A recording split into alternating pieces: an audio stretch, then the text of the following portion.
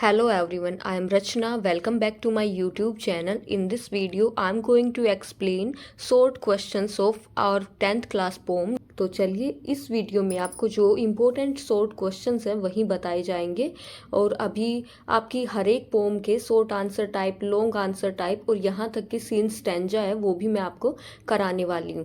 तो अगर आप लोगों ने चैनल को अभी तक सब्सक्राइब नहीं किया है तो सब्सक्राइब कर लें ताकि जो भी न्यू नोटिफिकेशन हो वो आप तक पहुँच जाए। और मैंने आप लोगों को हर एक पोम की समरी भी कराई हुई है। जब आप चैनल पे विजिट करोगे तो वहाँ पे प्लेलिस्ट बनी हुई है कि लाइन बाय लाइन एक्सप्लानेशन है, कौन से चैप्टर्स की समरी है, सब कुछ आपको वहाँ पे मिलेगा। ग्रामर में भी बहुत कुछ करा रखा है, तो आप मेरे चैनल पे विजिट करके वो प्लेलिस्ट में देख सकते हैं। तो चलिए वीडियो को शुरू करते हैं। तो क्वेश्चन नंबर फर्स्ट देखते हैं, how does poet present nature in this pome. कहते हैं कि इस पोम में हमारे पोइट ने नेचर को किस तरह से प्रेजेंट किया है। Frost doesn't idealize nature. यहाँ पे कहते हैं कि फ्रोस्ट जी हैं वो प्रकृति का आदर्शीकरण नहीं करते। इसका मतलब क्या हुआ कि हमारे जो रॉबर्ट फ्रोस्ट जी हैं ये प्रकृति को एक सुंदर और दिव्य रूप में प्रस्तुत नहीं करते हैं, बल्कि हमारी प्रकृति की कठिनाइयों और जटिलताओं के साथ ही उन प्रकृति को चित्रित करते हैं। ठीक है। His descriptions are real and based on minute observations. उनके जो भी ये विवरण करते हैं वो बेस्ड हैं माइन्यूट ऑब्जर्वेशन, उनके वो जो भी ऑब्जर्वेशन करते हैं उन्हीं के ऊपर वो बेस्ड हैं। Frost sees deep symbolic meaning in each little incident of nature. ये फ्रोस्ट जी हैं हमारे जो इस पोम के पोइट हैं। डस्ट ऑफ स्नो के पोइट कौन है? Robert Frost ji. तो ये क्या देखते हैं? सिंबॉलिक मीनिंग देखते हैं। प्रकृति के हर एक जो भी इंसिडेंट होता है उसमें कुछ ना कुछ, ये कहते हैं कुछ ना कुछ सिंबॉलिक वहाँ पे मीनिंग छुपा होता है। Interpreting these symbols in one's own way, one can see nature as a friend or as an enemy। कह रहे हैं कि जो भी सिंबल्स होते हैं इनको सब लोग अपनी अपनी तरह से देखते हैं। ठीक है। और कोई भी उन सिंबल्स को पहचान के कोई भी प्रकृति को अपना दोस्त भी मान सकता है और प्रकृति को एनिमी भी मान सकते हैं। ठीक है। चलो नेक्स्ट क्वेश्चन देखते हैं। क्वेश्चन नंबर सेकंड, वो do the crow and hemlock represent Joy और सोरो। यहाँ पे इस पोम में क्रो और जो हेमलॉक हैं वो क्या किसको रिप्रेजेंट करते हैं? जॉय को या फिर सोरो को? अगर आप लोगों ने इस पोम की लाइन बाय लाइन एक्सप्लेनेशन नहीं देखी है तो मेरे चैनल पे जाके अलग अलग प्लेलिस्ट बनी हुई है, तो वहाँ पे क्लास 10th पोम के नाम से भी प्लेलिस्ट बनी है, जाके उसमें देख लेना, आपको अच्छे से और समझ आएगा। इस पोम में क्या बताया जाता है, एक थोड़ा सा मैं आपको इस पोम के बारे में बता देती हूँ। यहाँ पे पोइट होते हैं और एक पेड़ होता है, हेमलॉक ट्री होता है, उसके ऊपर क्रो बैठा रहता है और क्रो वहाँ उस पेड़ को हिला देता है तो डस्ट के जो पार्टिकल्स हैं वो हमारे पोइट के ऊपर गिर जाते हैं। हमारे पोइट उस दिन सैड उनका मूड था, लेकिन फिर जैसे ही उनके ऊपर डस्ट के पार्टिकल्स पड़ते हैं तो उनका मूड एकदम से चेंज हो जाता है। तो यही सब इस पोम में दिखाया गया है। ठीक है। और इस पोम में कहते हैं कि जो एक क्रो है और हेमलॉक है, इसको किसके लिए रिप्रेजेंट किया गया है? जॉय के लिए, खुशी के लिए या फिर दुख के लिए। What does the dust of snow that the crow sex of A hemlock tree stand for. कहते हैं कि जो डस्ट ऑफ स्नो थे वो किसके लिए स्टैंड करते इस पोम में। चलो आंसर देख लेते हैं। The crow and the hemlock stand for सोरो। तो हमारी जो ये पोम है ना, यहाँ पे क्रो को भी और हेमलॉक ट्री को भी लोग मानते हैं कि ये इनको अच्छे नहीं मानते, ना ही क्रो को ना ही हेमलॉक ट्री को। हेमलॉक ट्री होता है एक पॉइजनस ट्री और क्रो भी, जैसे आप लोगों को तो पता ही होगा, बोलते हैं कि क्रो तो काव काव करता है, बल्कि कोयल को अच्छा मानते हैं लोग। तो इन दोनों को ही दुख का प्रतीक माना जाता है। Dust of snow stands for death और अनर्सा। ये जो डस्ट ऑफ स्नो के पार्टिकल्स हैं इनको प्रतीक माना जाता है किसका? डेथ का। अनर्सा का मतलब जड़ता का प्रतीक माना जाता है। The snow shaking off from the tree stand for renewed life. जो स्नो है जो कि एक क्रो के हिलाने से जो स्नो गिर गई वो किसके लिए स्टैंड करती है? रिन्यूड लाइफ के लिए, नए जीवन, नव जीवन के लिए। ठीक है। चलो नेक्स्ट थर्ड क्वेश्चन देखते हैं। Where was the crow sitting. हमारी ये जो पोम है इसमें क्रो कहाँ पे बैठा हुआ था? वो did it shake down on the poet. और क्रो ने क्या हिलाया था, क्या गिर गया था फिर पोइट के ऊपर? तो क्या किया था, क्रो कहाँ बैठा था, the crow was sitting on one of the branches of A hemlock tree. Crow कहाँ पे बैठा हुआ था, किसी एक ब्रांच पे बैठा था हेमलॉक ट्री की पे। The poet was standing beneath this tree, और हमारे जो पोइट हैं वो इस पेड़ के नीचे खड़े हुए थे। The crow shook down some dust of snow on poet, और जो क्रो है उसने हिलाया उस पेड़ की टहनी को, और कुछ डस्ट के स्नो पार्टिकल्स, डस्ट के पार्टिकल्स पोइट के ऊपर गिर गए थे। ठीक है, जैसे ही वो क्रो, क्योंकि पेड़ के ऊपर बैठा था और क्रो ने पेड़ की टहनी को हिलाया, तो वहाँ से हिल के जो स्नो डस्ट के पार्टिकल्स, स्नो के जो पार्टिकल्स थे वो पोइट के ऊपर गिर जाते हैं। ठीक है, चलो नेक्स्ट क्वेश्चन नंबर 4 देख लेते हैं हम अपना। What does Frost say had changed his mood? इस पोम में कवि कहते हैं ना, ये लाइन कवि बोलते हैं, has given my heart A change of mood.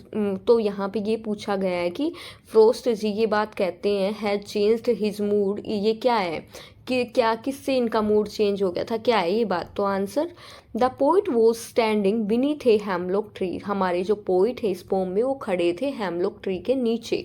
Sorrow and detection had settled on his heart, और उनके हार्ट में सोरो, दुख और उदासी उनके मन में छाई हुई थी। Just then a crow shook off some snow dust on the poet, और तभी वहाँ पे क्रो पेड़ की टहनी को हिला देते हैं और स्नो के पार्टिकल्स पोइट के ऊपर पड़ जाते हैं। The poet says that this act of the crow, तो यहाँ पे हमारे पोइट कहते हैं कि क्रो का ये जो कार्य था इसने brought about A change in his mood, इस काम से, क्रो के इस काम से उनके मूड में चेंज आ गया था, उनका मूड चेंज हो गया था। ठीक है, इज दैट क्लियर? होप समझ आया होगा आपको। Next question, what is dust of snow? कहा गया है कि ये डस्ट ऑफ स्नो क्या है। वॉट डज द पोइट से हैड चेंज्ड हिज मूड, क्या चीज़ थी जिससे कि पोइट का मूड चेंज हो गया था। How has the poets mood changed, poet का मूड कैसे चेंज हो गया था। तो क्या थे भाई, स्नो, डस्ट ऑफ स्नो क्या थे, स्नो के पार्टिकल्स थे, और उनका मूड, पोइट का मूड चेंज हो गया था किससे, डस्ट ऑफ स्नो से ही उनका मूड चेंज हो गया था। तो चलो आंसर देखते हैं। Dust of snow is fine particles of snow, dust of snow क्या थे, पार्टिकल्स ऑफ स्नो थे। ठीक है, मतलब बर्फ के कुछ पार्टिकल्स थे, कुछ टुकड़े थे। That settled like dust on various objects during a snowfall, जो कि स्नोफॉल होती है, स्नोफॉल होती है तो कहीं भी किसी भी ऑब्जेक्ट पे वो जमा हो जाते हैं। एक crow pursued on A hemlock tree, एक कोआ था वो बैठा हुआ था हेमलॉक ट्री के ऊपर। Sex of the snow dust, और वो हिलाता है डस्ट की, डस्ट मतलब स्नो को के पार्टिकल्स को हिलाता है। That has settled on him, जो कि पोइट के ऊपर आके सेटल्ड हो जाते हैं। This dust fall on the poet, और ये जो डस्ट है वो पोइट के ऊपर आके गिर जाती है। The little incident brings about a sudden change of in the poets mood, और कहते हैं ये जो छोटा सा इंसिडेंट हुआ था इसी से पोइट का मूड एकदम से चेंज हो जाता है। Now the poet sex of his sad thoughts and is filled with renewed energy. अब जो पोइट के मन में जो वो चल रही थी, सैड थॉट्स जो चल रही थी वो ख़त्म हो जाती हैं, और उनके अंदर एक रिन्यूड एनर्जी, एक नई ऊर्जा उनके अंदर आ जाती है। ठीक है, कहने का मतलब इस क्वेश्चन में यही समझाया गया है, जब उनके ऊपर, जब पोइट के ऊपर डस्ट के पार्टिकल्स, स्नो के पार्टिकल्स गिरते हैं तो उनका मूड एकदम से चेंज हो जाता है। उनका मूड किसी भी वजह से उस दिन ख़राब रहा होगा, लेकिन जब जैसे ये सब्सटेंस उनके ऊपर गिरता है तो वो एकदम से उनका मूड अच्छा हो जाता है। ठीक है, what is the substance of this pome? हमारी इस पोम का सार क्या है, सब्सटेंस में सार। तो कहते हैं हमारी इस पोम का सार क्या है, तो बताया गया है the poet was standing beneath a hemlock tree, poet एक हेमलॉक ट्री के नीचे खड़े हुए थे।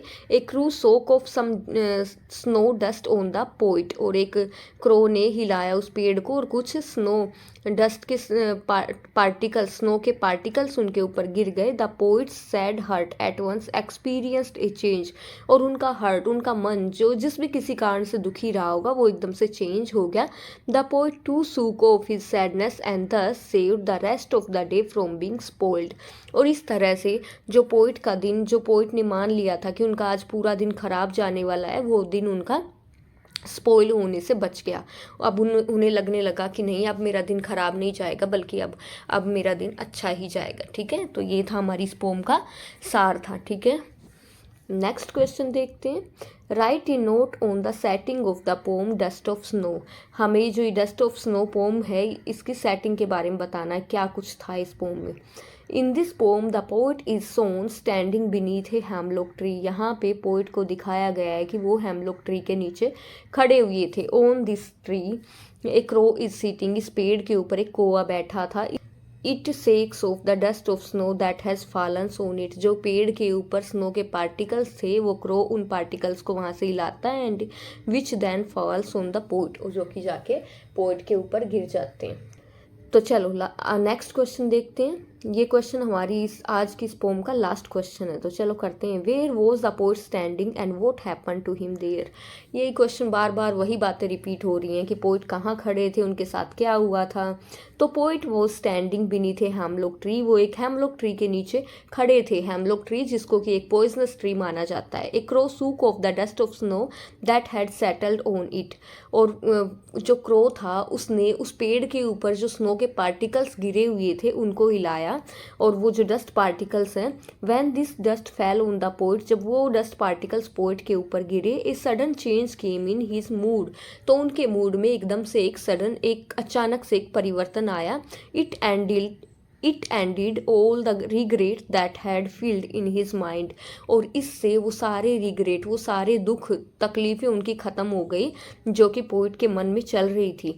Thus it saved his day from any further sadness. और इसी तरह से इस घटना ने पोइट के दिन को बना दिया। जो भी आगे कुछ और भी उस दिन उनको लग रहा था कि कुछ और भी उनके साथ घटित होने वाला है, तो उनको अब लगने लगा कि नहीं, अब उनके साथ सब कुछ अच्छा ही होगा। ठीक है, मेनली इस पोम में ये बताया गया है कि देखो, वैसे तो दुनिया मानती है कि जो हेमलॉक ट्री है वो पॉइजनस ट्री माना जाता है, और क्रो है तो क्रो को भी बुराई का प्रतीक माना जाता है। लेकिन जब देखोगे तो जो जिनको ये दोनों ही चीज़ें हैं, इन दोनों को ही माना तो जाता है नेगेटिविटी का प्रतीक, लेकिन लोग मानते हैं इनको नेगेटिविटी का प्रतीक। लेकिन इन दोनों चीज़ों के कारण ही पोइट के साथ इतना अच्छा हुआ कि वो बहुत ही खुश हैं। तो पोइट ये समझाना चाह रहे इस पोम के थ्रू हमें कि कोई भी चीज़ हमें ये नहीं माननी चाहिए कि क्या चीज़ नेगेटिविटी का प्रतीक है। ऐसा कुछ भी नहीं होता, सारी चीज़ें पॉजिटिव वे में ही हमें देखनी चाहिए। ठीक है, तो यहाँ पे हमारी इस पोम के क्वेश्चन आंसर्स होते हैं एंड। और मेरे चैनल पे मैंने 10th क्लास से रिलेटेड बहुत कुछ कराया हुआ है, तो आप जाके वो प्लेलिस्ट भी चेक कर सकते हो। और अगर आपको वीडियो अच्छी लगी हो तो अपने दोस्तों के साथ शेयर करना, और मेरे चैनल को सब्सक्राइब कर देना। वीडियो को लाइक भी कर दिया करो, और भाई कमेंट बॉक्स में भी लिख दिया करो कि मुझे भी मोटिवेशन मिलता रहे। कमेंट्स ही मेरे लिए मोटिवेशन का काम करते हैं। ठीक है, in short answer type questions of our class 10th poem fire and ice. पर फायर एंड आइस पोम के बारे में कुछ बता देती हूँ। हमारी ये जो पोम है, इनके पोइट का नाम है रॉबर्ट फ्रॉस्ट जी। ये क्वेश्चन आप इंपॉर्टेंटली याद रख लेना, हर पोम का नाम और उनके पोइट का नाम। ठीक है, तो इस पोम के पोइट का क्या नाम है? रॉबर्ट फ्रॉस्ट जी।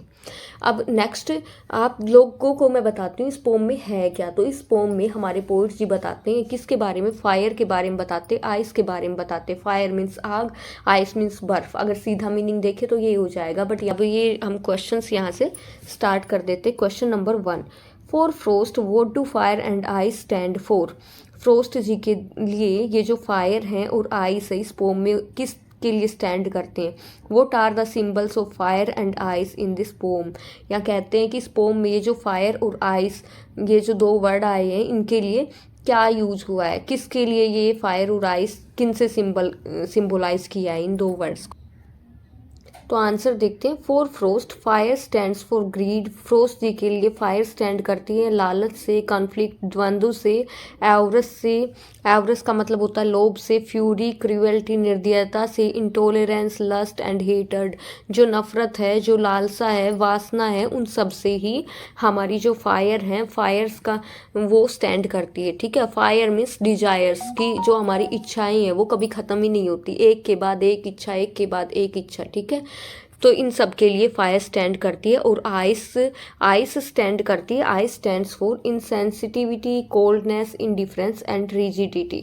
इनसेंसिटिविटी मतलब असंवेदनशीलता, कोल्डनेस मतलब शीतलता, इंडिफरेंस उदासीनता, कठोरता। ठीक है, तो in simple Meena if I से कि fire stands for desires, fire किससे स्टैंड करती है, डिजायर्स से, जो हमारी इच्छाएं हैं उनसे फायर स्टैंड करती है। और आइस स्टैंड करते किससे, हेटर्ड से, नफरत, जो दुनिया में नफरत डे बाय डे बढ़ती जा रही है, दुनिया में इतनी नफरत बढ़ती जा रही है कि कोई भी एक इंसान दूसरे इंसान को भी मारने के लिए बिल्कुल तैयार है। ठीक है, चलो नेक्स्ट क्वेश्चन अब हम देख लेते हैं।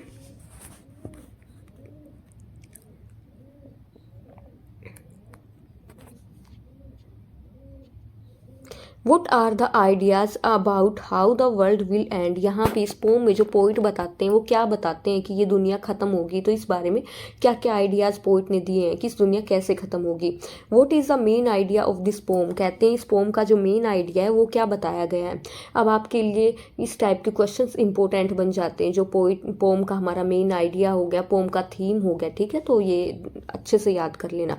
The Bible says that the world will end in fire. यहाँ पे बताया गया है कि जो बाइबल है, जो होली बुक होती है मुसलमानों की, उसमें बताया गया है कि जी ये दुनिया है वो एंड होगी फायर से। फायर का मतलब in simple way if I से, तो फायर मीन्स आग हो जाता। Scientist say that in case of nuclear war the world will freeze to that. और कहते हैं कि साइंटिस्ट ये कहते हैं अगर न्यूक्लियर वॉर होगा तो जो ये दुनिया है ये फ्रीज हो जाएगी, मतलब दुनिया में सारे लोग ख़त्म हो जाएंगे। द पोइट सेज दैट, कवि कहते even otherwise there is enough hate and desire in the world to bring about its ends. फिर पोइट ये कहते हैं कि इसके अलावा इस दुनिया में बहुत ज़्यादा नफरत भी है, ठीक है, और डिजायर्स भी हैं, डिजायर्स लस्ट भी है इस दुनिया में, in the world to bring about its end, कि जो कि इस दुनिया का अंत कर सकता है। ठीक है, तो यहाँ पे सिंपली क्या समझाया गया है कि ये दुनिया का अंत होगा या तो आग से होगा। अगर आग को हम दूसरी तरह से देखें तो ग्लोबल वार्मिंग दिन बाई दिन बढ़ती, तो दूसरे तरीके से देखें तो जो ग्लोबल वार्मिंग है दिन बाय दिन बढ़ती ही जा रही है। अब गर्मियों में बहुत ज़्यादा गर्मी होती है, ठीक है, और सर्दियों में बहुत ज़्यादा सर्दी बढ़ने लगी है। तो अगर ऐसे देखें तो इस दुनिया का एंड ऐसे लगा लेंगे। ठीक है, और फिर पोइट ने यहाँ पे सिंबलाइज किया है कि भाई ये दुनिया है ये अंत होगी इसका, किससे, कि जो हमारी डिजायर्स हैं, बढ़ती हुई हमारी जो इच्छाएं हैं, उससे इस दुनिया का अंत हो जाएगा। और अगर यहाँ पे न्यूक्लियर वॉर होते हैं तो भी दुनिया हमारी और फ्रीज हो जाएगी। नेक्स्ट क्वेश्चन देख लेते हैं। Write down two different views about the end of the world. इस दुनिया के अंत होने के बारे में दो डिफरेंट अलग अलग विचार लिखिए। व्हाट इज पोइट्स व्यू, और पोइट का विचार क्या है। The believers in the Bible see that the world will end in fire. Bible में कहा गया है कि जो इस दुनिया का अंत है वो आग से होगा। आग को हम डायरेक्ट आग लगा सकते हैं कि भाई कहीं भी आग लग जाए कहीं भी, या फिर इससे लगा सकते हैं, ग्लोबल वार्मिंग से भी कनेक्ट कर सकते हैं। द पोइट ऑल्सो थिंक्स सो, और हमारे जो कवि है वो भी ऐसा ही सोचते हैं। अदर्स से दैट, और जो दूसरे लोग हैं वो कहते हैं। अब पोइट का तो विचार ये हो गया कि दुनिया का एंड किससे होगा, फायर से होगा, but others say that the world will end in ice. दूसरे लोग कहते हैं कि इस दुनिया का अंत आइस से होगा।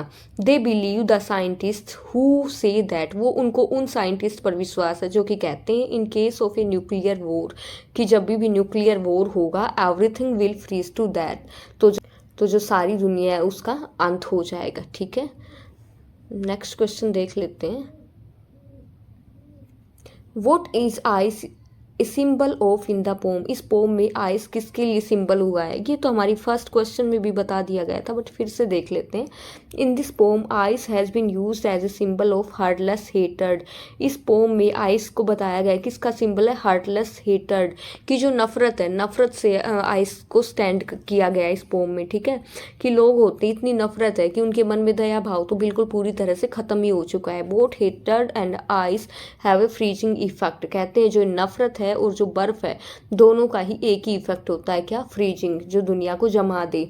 One kills a man physically, एक इंसान तो मैन को फिजिकली मतलब शारीरिक रूप से मारता है, एंड अदर स्पिरिचुअली, और दूसरा स्पिरिचुअली, उसको धार्मिक रूप से इंसान को क्या चीज़ ख़त्म करती है, हेटर्ड, नफरत है जो, वो धार्मिक रूप से इंसान को ख़त्म कर देती है। और जो आइस फिजिकल रूप में आइस से क्या होगा, वो इंसान फिजिकल रूप में इंसान मर जाएगा, एंड अदर स्पिरिचुअली, लेकिन जो नफरत है उससे स्पिरिचुअली इंसान मर जाएगा। ठीक है, चलो अब नेक्स्ट क्वेश्चन देखते हैं। How according to Robert Frost will world end to ice. Robert Frost ji के द्वारा वो क्या कहते हैं कि दुनिया हमारी इस पोम में ये बताया गया है कि रॉबर्ट फ्रॉस्ट जी कहते हैं कि मेरा तो मानना है कि इस दुनिया का अंत तो होगा फायर से, लेकिन फिर वो कहते हैं कि अगर दुनिया एक बार फिर से ख़त्म हो, अगर दुनिया को 2 बार ख़त्म होना हो ना, तो फिर पोइट कहते हैं कि मुझे लगता है कि जो हेटर्ड है, नफरत है, उससे भी दुनिया मर सकती है। ऐसा इस पोम में बताया गया है।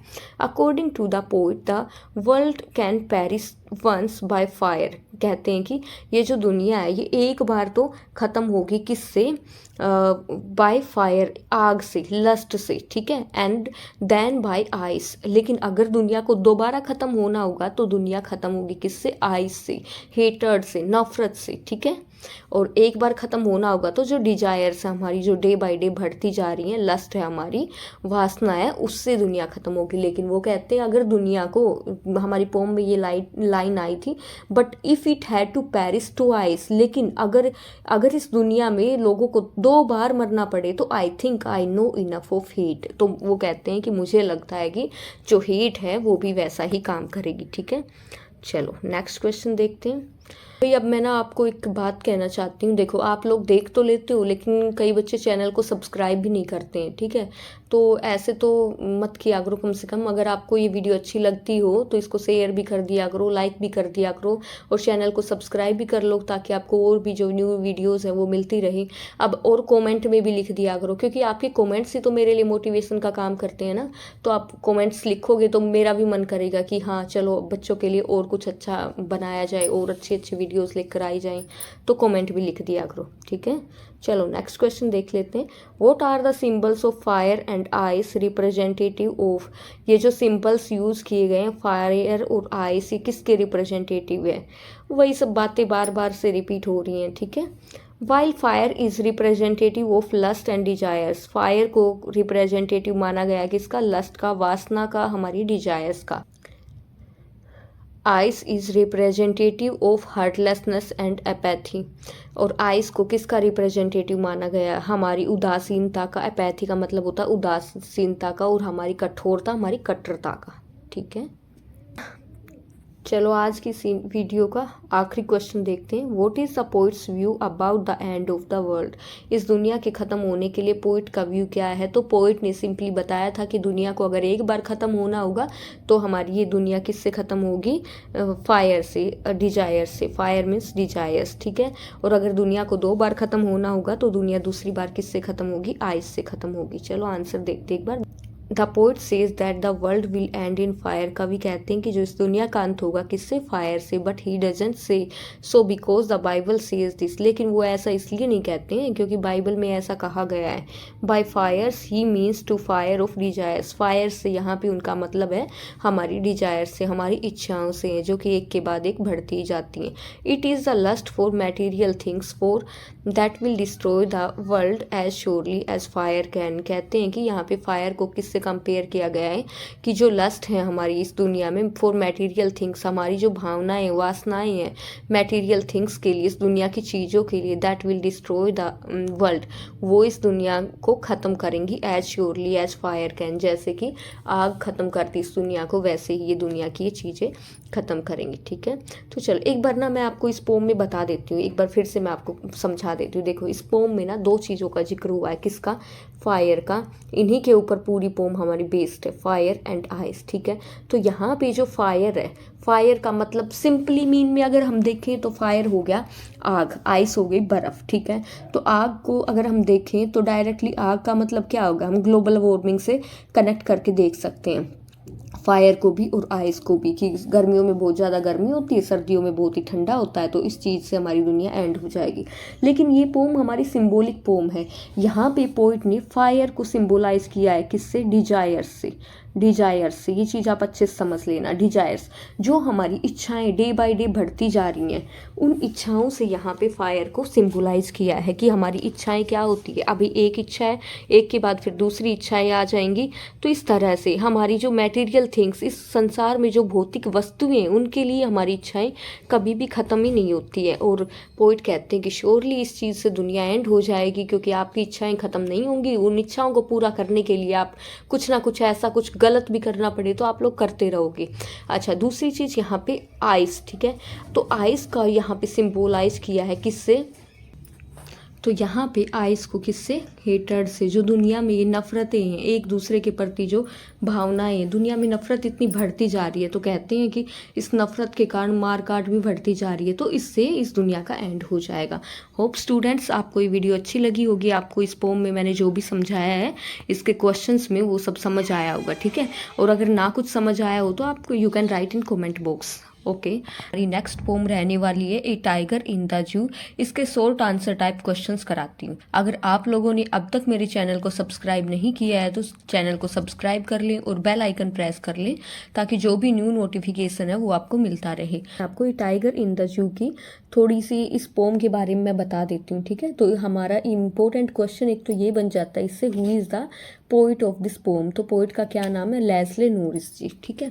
ये नाम हमारे पोइट का यहाँ पे आ भी जाएगा आगे।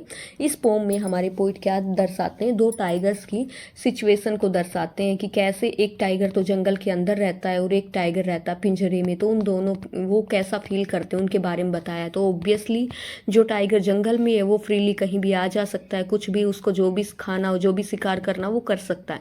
लेकिन जो टाइगर पिंजरे में है वो ना तो घूम फिर सकता है, ना ही मज़े कर सकता है, वो बेचारा वहाँ पे परेशान है। तो इस पोम के माध्यम से हमारे पोइट यही कहना चाह रहे हैं कि किसी भी एनिमल को पिंजरों के पीछे रखना अच्छी बात नहीं है, तो हमें उनको फ्री, उनको आज़ाद छोड़ देना चाहिए, ठीक है।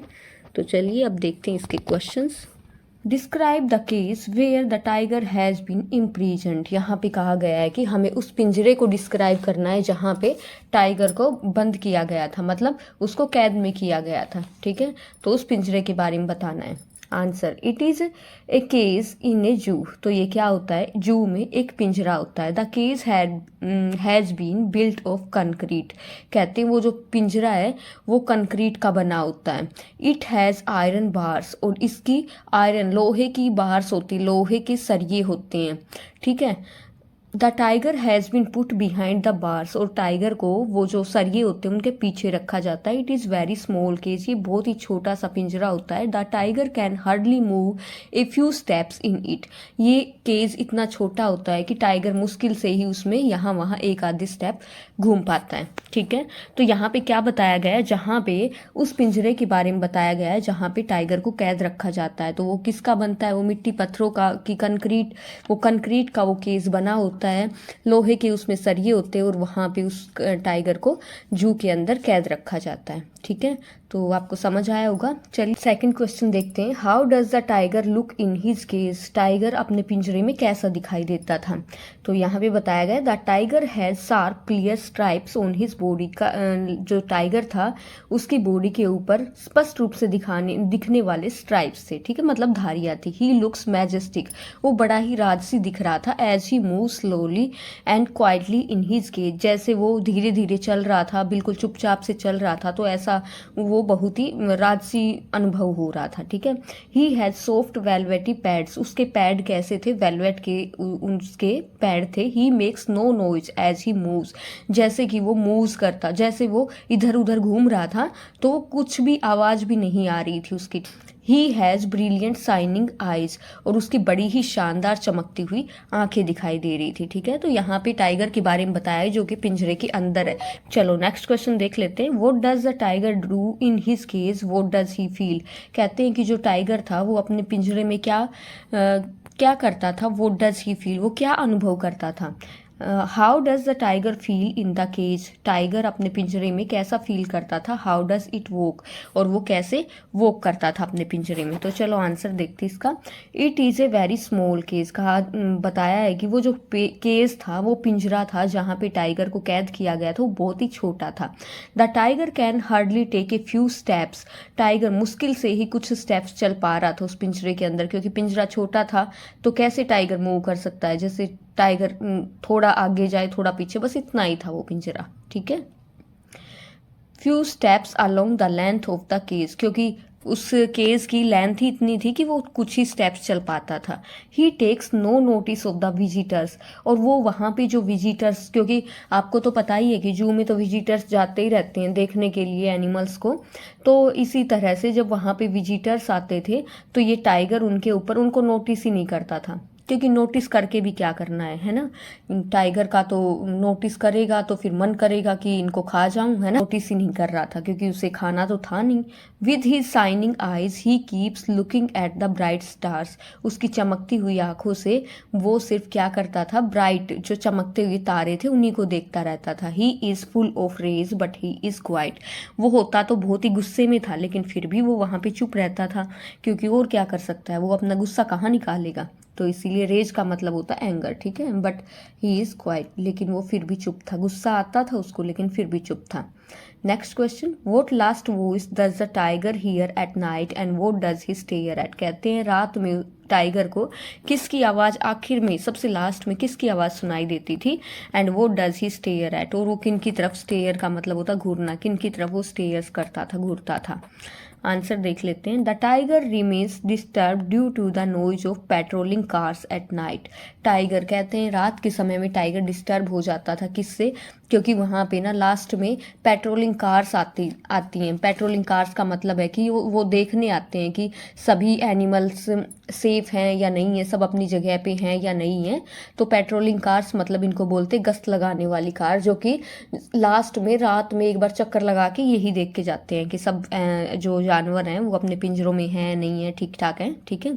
He can't rest during the day also, कहते हैं कि रात में तो वो जो पेट्रोलिंग कार्स थी वो टाइगर को डिस्टर्ब करती थी, इसलिए टाइगर नहीं सो पाता था, दिन में भी नहीं सो पाता था। So he knows no rest at all, इसीलिए दिन में मतलब so he knows no rest at all, इसीलिए वो कोई भी आराम नहीं कर पाता था। He stare at the bright stars, वो देखता था जो चमकदार तारे थे उन्हीं की तरफ।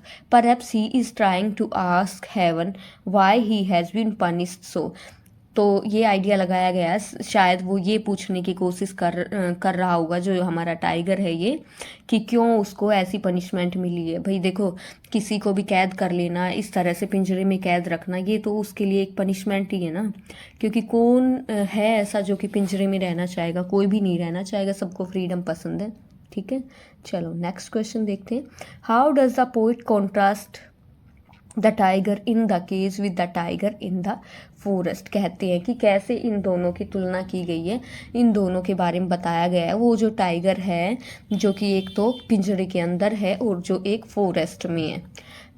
The tiger in the forest is free to move wherever he likes, जो टाइगर फॉरेस्ट में है, जंगल में है, वो तो फ्री है, जहाँ भी उसका मन करे वहाँ पे वो घूम सकता है। He can hunt at will and enjoy his skill, वो कहते हैं कि जो फॉरेस्ट में होता है वो टाइगर तो शिकार भी कर सकता है, and will enjoy his skill, और अपने शिकार को फिर मार के खाते हैं तो वो उसको भी इंजॉय कर सकता है। But the tiger in the cage has to remain confined in his cell, लेकिन जो टाइगर केज में पिंजरे में है उसको अपनी सेल तक, अपनी जो कोठरी है, अपना जो पिंजरा है उसी तक कन्फाइंड, उसी तक सीमित रहना होता है, उसी में कैद रहना होता है। ही loses interest in everything around him, वो हर एक चीज़ जो भी उसके चारों तरफ है उन सब में वो इंटरेस्ट खो देता है, ठीक है, उसका मन ही नहीं करता अब किसी भी चीज़ में। Next question, what message do you get from the pome A tiger in the zoo, कहते हैं ये जो पोम है हमारी, इससे आपको क्या मैसेज मिलता है, ठीक है। Leslie Norris wants to convey that it is cruel to keep wild animals in small cells of the zoo, हमारी इस पोम के पोइट हैं जिनका क्या नाम है, लेस्ले नूरिस, ठीक है।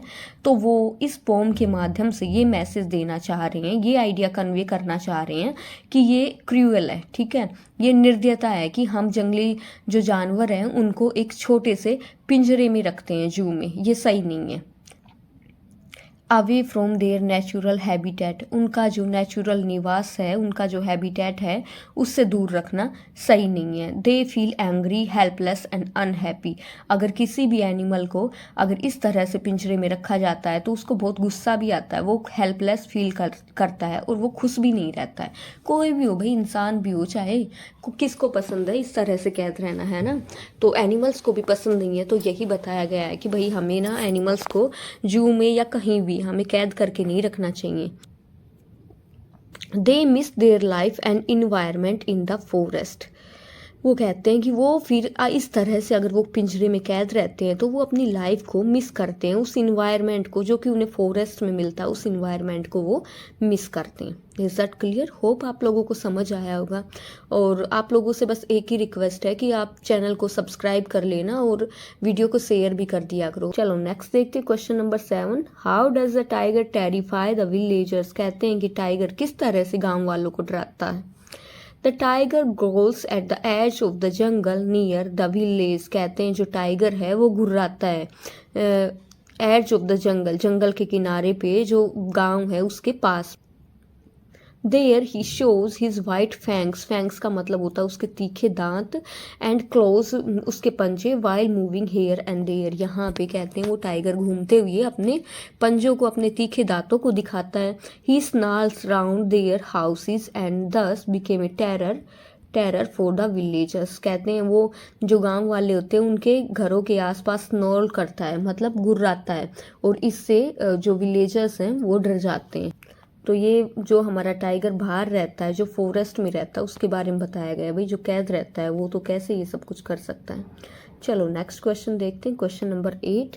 How does the tiger behave at night? कहते हैं रात में टाइगर कैसे बिहेव करता है। तो answer, at night the tiger keeps looking at the stars. रात में जो टाइगर है वो स्टार्स, तारों की तरफ देखता रहता है। He hears the noise of patrolling cars. वो वहाँ पे आवाज़ सुनता है, गश्त लगाने वाली कारों की आवाज़ सुनता है।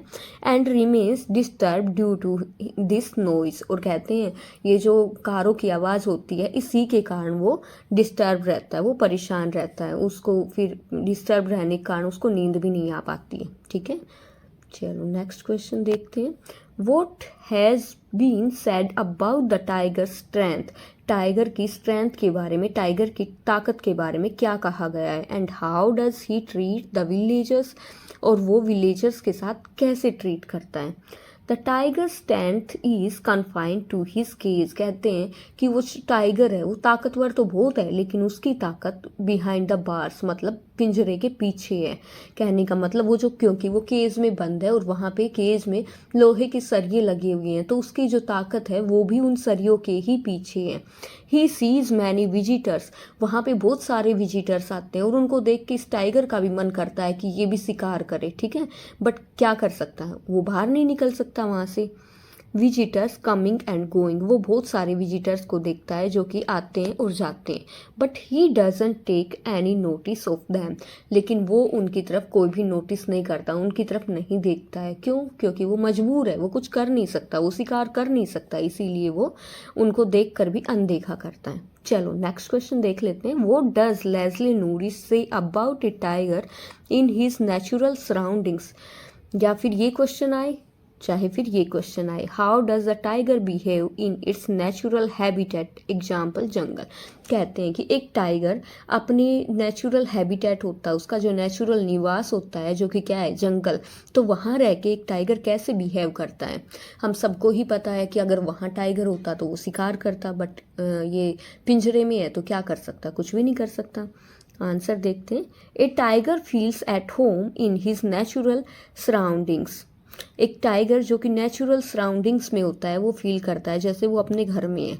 He waits near the water hole, वो वाटर होल के किनारे वेट करता है for some fat deer to pass the way, pass that way. किसके लिए? कि कोई मोटी ताज़ा हिरन वहाँ से आ जाए, उस रास्ते से जाए और वो उसका शिकार कर ले। Sometimes he goes to a nearby village, और कई बार तो वो गांव के पास चला जाता है in search of food for himself, अपने लिए भोजन की तलाश में कई बार तो वो गांव वालों के पास भी चला जाता है। ठीक है, तो नेक्स्ट देखते हैं अपना question. How does the tiger walk in the cage? कहते हैं जो टाइगर है वो पिंजरे में कैसे वॉक करता है, कैसे चलता है।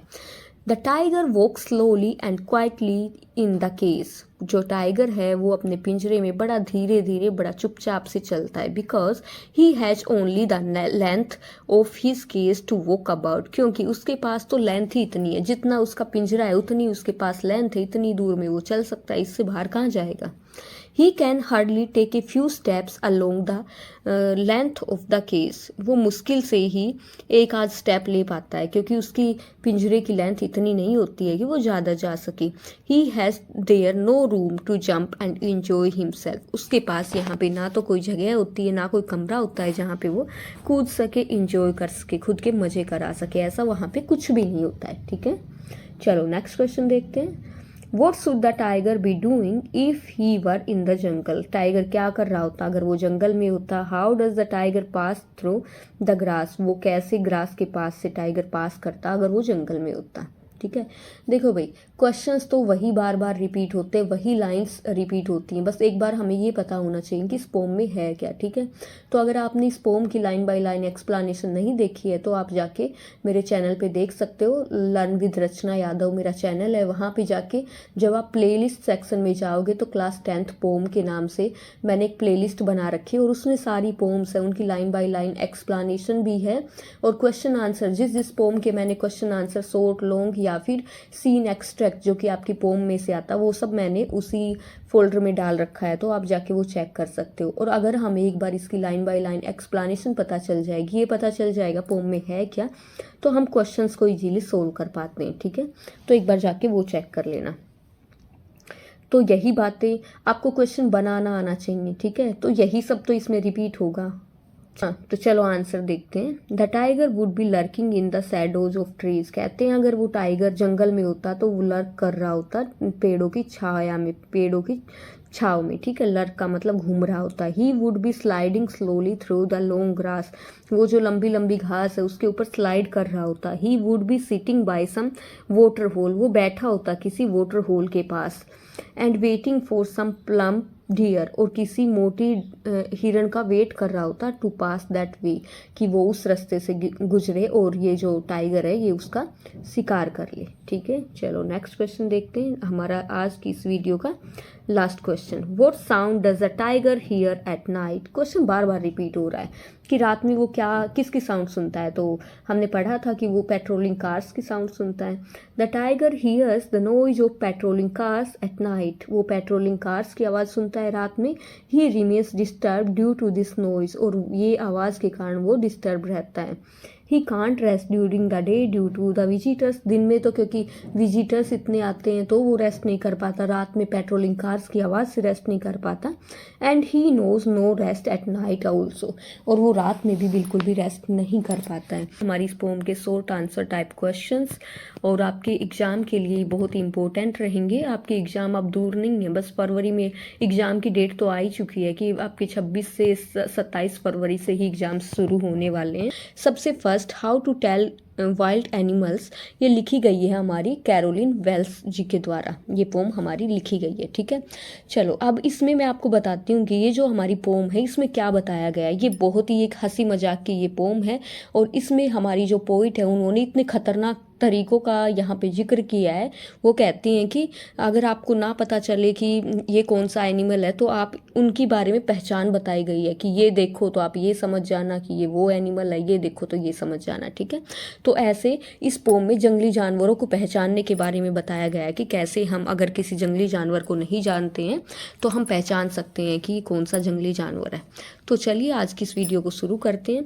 What does Carolyn Wells say about the Asian lions in the poem how to tell wild animals. कहते हैं कि इस पोम में हमारी जो पोइट है कैरोलिन वेल्स वो कैसे बताती हैं कि कैसे हम पहचानेंगे एशियन लायन को, जो कि हमारी how to tell wild animals poem में बताए गए हैं। ये आ जाए क्वेश्चन, चाहे ये आ जाए। How does the Asian lion look. Asian lion कैसे दिखते हैं। Where are the Asian lions found. और जो ये एशियन लायंस हैं कहाँ पे पाए जाते हैं। तो हमारी पोइट इसमें क्या बताती हैं। Carolyn says that Asian lion is a large animal. वो बताती हैं कि जो एशियन लायन है ना वो बहुत ही बड़े एनिमल है। It is of brownish yellow colour. कहते हैं कि इनका कलर ब्राउनिश येलो कलर के हैं, वो बादामी रंग के हैं। ठीक है, he it roars before killing its prey. It roars before killing its prey. ये दहाड़ते हैं, अपना शिकार करने से पहले ये दहाड़ते हैं। The Asian lions are found in the jungles of eastern countries. और ये बताया गया है जो एशियन लायंस हैं वो कहाँ पे पाए जाते हैं, जंगलों में पाए जाते हैं। कंट्रीज हैं वहाँ के जंगलों में ये पाए जाते हैं। ठीक है, तो किसके बारे में बताया, हमारे फर्स्ट क्वेश्चन में एशियन लायन के बारे में यहाँ पे बताया गया है। ठीक है, कि कहाँ पे पाए जाते हैं, वो ईस्टर्न कंट्रीज में पाए जाते हैं, बादामी कलर के होते हैं। आप अगर देखो ऐसा कोई एनिमल जो कि बादामी कलर का है तो आप समझ जाना वो कौन सा होगा, वो होगा हमारा एशियन लाइन। ठीक है, next question, what do you learn about the leopard from the poem how to tell wild animals. कहते हैं कि आपने ये जो पोम है how to tell wild animals, इनके बारे में लेपर्ड के बारे में क्या पढ़ा आप लोगों ने इस पोम में, कि लेपर्ड को आप कैसे पहचानोगे। तो चलो इनका भी देख लेते हैं कि हम अगर हमें दिख जाए कहीं पे भी कि कोई लेपर्ड है तो उसको हम कैसे पहचानेंगे। A leopard has spots on its body. कहते हैं अगर एक लेपर्ड होगा तो उसकी बॉडी के ऊपर स्पॉट्स रहेंगी, ठीक है, ऐसे धब्बे रहेंगे। It can kill for the pleasure of killing. ये किसी को भी मार सकता है, प्लेजर ऑफ किलिंग, अपनी खुशी के लिए किसी को भी मार सकता है। ठीक है, तो अगर ऐसा आपको कोई दिखे तो समझ जाना कि तो वो जानवर क्या होगा, लेपर्ड। लेपर्ड मतलब तेंदुआ। चलो नेक्स्ट क्वेश्चन देखते हैं, how can you tell a tiger from a leopard. हाँ, कहते हैं कि आप एक टाइगर को और एक लेपर्ड को कैसे आइडेंटिफाई करोगे, कैसे डिफरेंट मानोगे दोनों को, टाइगर को और लेपर्ड को। ए टाइगर हैज़ येलो कोट। तो कहते हैं अगर आपको टाइगर दिखे तो उसका तो येलो कोट, टाइगर का येलो कोट रहेगा, उसकी जो बॉडी है वो येलो कलर की रहेगी। It has black stripes on its body, और उसकी बॉडी के ऊपर ब्लैक कलर की स्ट्राइप्स मतलब धारियाँ रहेंगी। A leopard doesn't have any stripes. लेकिन एक तेंदुए के कोई भी धारियाँ नहीं होती हैं। It has spots in its body. कहते हैं कि जो लेपर्ड होता है उसकी बॉडी पे सिर्फ धब्बे ही होते हैं, ठीक है, कोई भी धारियाँ नहीं होती हैं, सिर्फ क्या होते हैं, धब्बे होते हैं। A tiger kills only when it is hungry. Tiger तो सिर्फ तभी मारता है जब वो भूखा हो, but a leopard can kill for pleasure of killing. लेकिन लेपर्ड किसी को भी तब भी अपनी खुशी के लिए, मतलब प्लेजर के लिए भी वो दूसरों को मार सकता है। ठीक है, तो यहाँ पे क्या बताया गया है, डिफरेंस बताया गया है एक टाइगर का और एक लेपर्ड के बीच का डिफरेंस बताया गया। ठीक है, क्या बताया गया है कि येलो कोट होगा, येलो कलर का उसका कोट होगा और ब्लैक कलर की ऐसे ऐसे धारियाँ होंगी। और जो लेपर्ड होता है उसके कोई भी स्ट्रिप्स नहीं होती, ये जो ऐसे स्ट्राइप्स हैं, ये धारियाँ हैं, ये नहीं होती, इसके बॉडी के ऊपर ऐसे ऐसे स्पॉट्स होते हैं। और कहते हैं टाइगर तो सिर्फ भूखा हो तभी मारेगा, लेकिन लेपर्ड तो अपने मजे के लिए भी दूसरों को मार देता है। चलो नेक्स्ट क्वेश्चन देखते हैं, what will a bear do when it attacks you.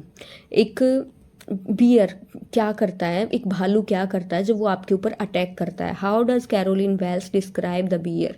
Caroline Wells ने बियर को कैसे डिस्क्राइब किया है। A bear catches hold of its victim and hugs him very hard. कहते हैं कि जब उसको किसी का शिकार करना हो, अपने शिकार को वो पकड़ लेती है और फिर उसको टाइट से हग करती है। In case of victim struggles to get free. और यदि उस विक्टिम ने, उस शिकार ने स्ट्रगल किया, मतलब संघर्ष किया उससे फ्री होने के लिए, the beer gives another hug.